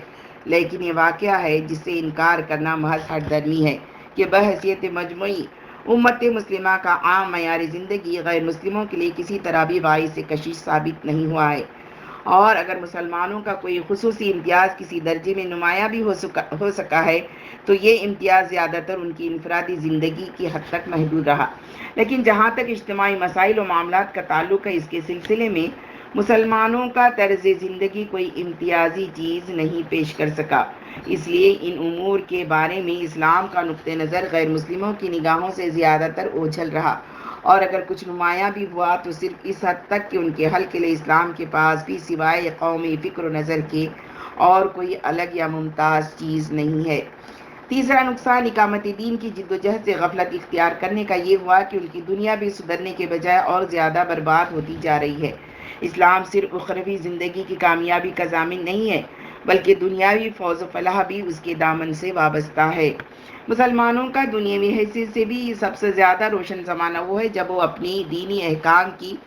کے صحیح معنی میں متبع تھے، اور جو ہی ان کا رشتہ اس سے کمزور ہونا شروع ہوا، اسی وقت سے ان پر ادبار اور انحطاط بھی طاری ہونے لگا۔ یہی صورتحال ہندوستان میں بھی پیش آئی۔ یہ غلط ہے کہ ہندوستان میں ان کی محکومی انگریزوں کی قیادیوں اور ان کی چہرہ دستیوں کا ہی نتیجہ ہے۔ واقعہ یہ ہے کہ انگریزوں کی آمد سے پہلے مسلمان اخلاقی حیثیت سے بہت کھوکھلے ہو چکے تھے، اس لیے اللہ تعالیٰ کے قانون سورہ رعد 11 ان اللہ لا یغیر ما بقوم حتی یغیروا ما بانفسہم، یقیناً اللہ تعالیٰ کسی قوم کی حالت اس وقت تک نہیں بدلتا جب تک کہ وہ خود اپنی حالت کو نہ بدل دے، کہ بموجب اقتدار ان کے ہاتھوں سے چھین کر انگریزوں کے سپرد کر دیا گیا، لیکن اس کے بعد بھی ان کی آنکھیں نہ کھلیں، اور اصل مرض کا ازالہ کرنے کے بجائے انہوں نے اپنی اصل بیماری یہ سمجھی کہ وہ مغربی تہذیب میں انگریزوں سے پیچھے ہیں، اس لیے وہ ہر معاملے میں ان کی تقلید کرنے پر آمادہ ہو گئے، یہاں تک کہ اپنی دنیاوی مسائل کو انہوں نے کلیتاً انہی کے سکھائے ہوئے طریقوں سے حل کرنا چاہا۔ انہوں نے دین کے دامن میں پناہ لینے کے بجائے اپنا دامن قومیت سے وابستہ کر دیا یا وطنیت سے، اور دونوں قسموں کی تحریکیں ان میں چلتی رہیں تاں کہ ان دونوں کو کامیابیاں حاصل ہو گئیں، لیکن مسلمانوں کی قسمت میں سوائے ناکامی کے اور کچھ نہیں آیا، جیسا کہ حالات سے واضح ہے۔ اگر کچھ آیا تو صرف یہ کہ مسلمان اپنی اصلی کام اور غرض سے دور جا پڑے۔ مسلمانوں اور غیر مسلموں میں نفرت اور عداوت کی ایک ناقابل عبور خلیج حائل ہو گئی، جس کا نقصان مسلمانوں ہی تک محدود نہیں رہا بلکہ اس کا بہت کچھ حصہ اسلام کو بھی ملا، کیونکہ بدقسمتی سے مسلمانوں نے جو کام بھی کیا اسلام کے نام پر اور اسلام کے نعروں کے ساتھ کیا، خواہ اس کا اسلام سے تعلق رہا ہو یا نہ رہا ہو، اس لیے اسلام بھی اس وقت ان کی نگاہوں میں مطعون اور قابل نفرت ہے۔ بہرحال یہ پرانی داستان ہے جس کو دہرانے کا کوئی خاص نتیجہ نہیں ہے، البتہ مسلمانوں کو آئندہ کی فکر کرنی چاہیے۔ اس کے لیے ہمارے نزدیک صحیح طریقہ کار یہی ہو سکتا ہے کہ وہ اللہ سے اپنے عہد کو استوار کریں اور اسلام جو کچھ چاہتا ہے اس کے مطابق اپنے عمل میں تبدیلی پیدا کریں، جس میں سب سے مقدم چیز یہ ہے کہ وہ قوم ہونے کا تصور ترک کر کے ایک داعی الی الخیر اور شہداء اللہ فی الارض کی حیثیت میں اپنے کو منتقل کر لیں، اس طرح ایک طرف ان کی دنیا درست ہو سکتی ہے، کیونکہ غیر مسلموں کو ایک قوم سے جو ان کی حریف بن کر سامنے آئے تو ضرور نفرت ہو سکتی ہے، لیکن نیکیوں سے اور نیکیاں پھیلانے والوں سے ان کی نفرت کی کوئی وجہ نہیں ہو سکتی۔ اور یقین کیجئے آج دنیا کی سب سے زیادہ کامیاب چیز یہی ہے، اس لیے دنیا کو سب سے زیادہ تلاش اسی چیز کی ہے، اور اگر یہ فائدہ حاصل ہونے میں کچھ دیر بھی ہو تو اللہ سے اور اس کے دین سے تعلق استوار کرنے کا ایک فوری فائدہ تو ضرور حاصل ہو سکتا ہے کہ آج مسلمان جس خوف و ہراس میں مبتلا ہیں اور جس نے ان کی زندگیوں کو جہنم کا نمونہ بنا رکھا ہے، اس کا چشم زدن میں خاتمہ ہو جائے، کیونکہ خدا سے تعلق جوڑ لینے کے بعد آدمی کو پھر کوئی خوف دامنگیر ہی نہیں ہو سکتا، اور یقیناً یہ بہت بڑا فائدہ ہے۔ دوسری طرف آخرت کی ابدی زندگی بھی اسی طریقے کے اختیار کرنے سے کامیاب و بامراد ہو سکتی ہے، اور یقیناً یہ بہت بڑی کامیابی ہے جس کے حصول کا اس کے سوا اور کوئی طریقہ بھی نہیں ہے۔ یہ ہے ہمارا مختصر پیام جو ہم مسلمانوں کو سنانا چاہتے ہیں۔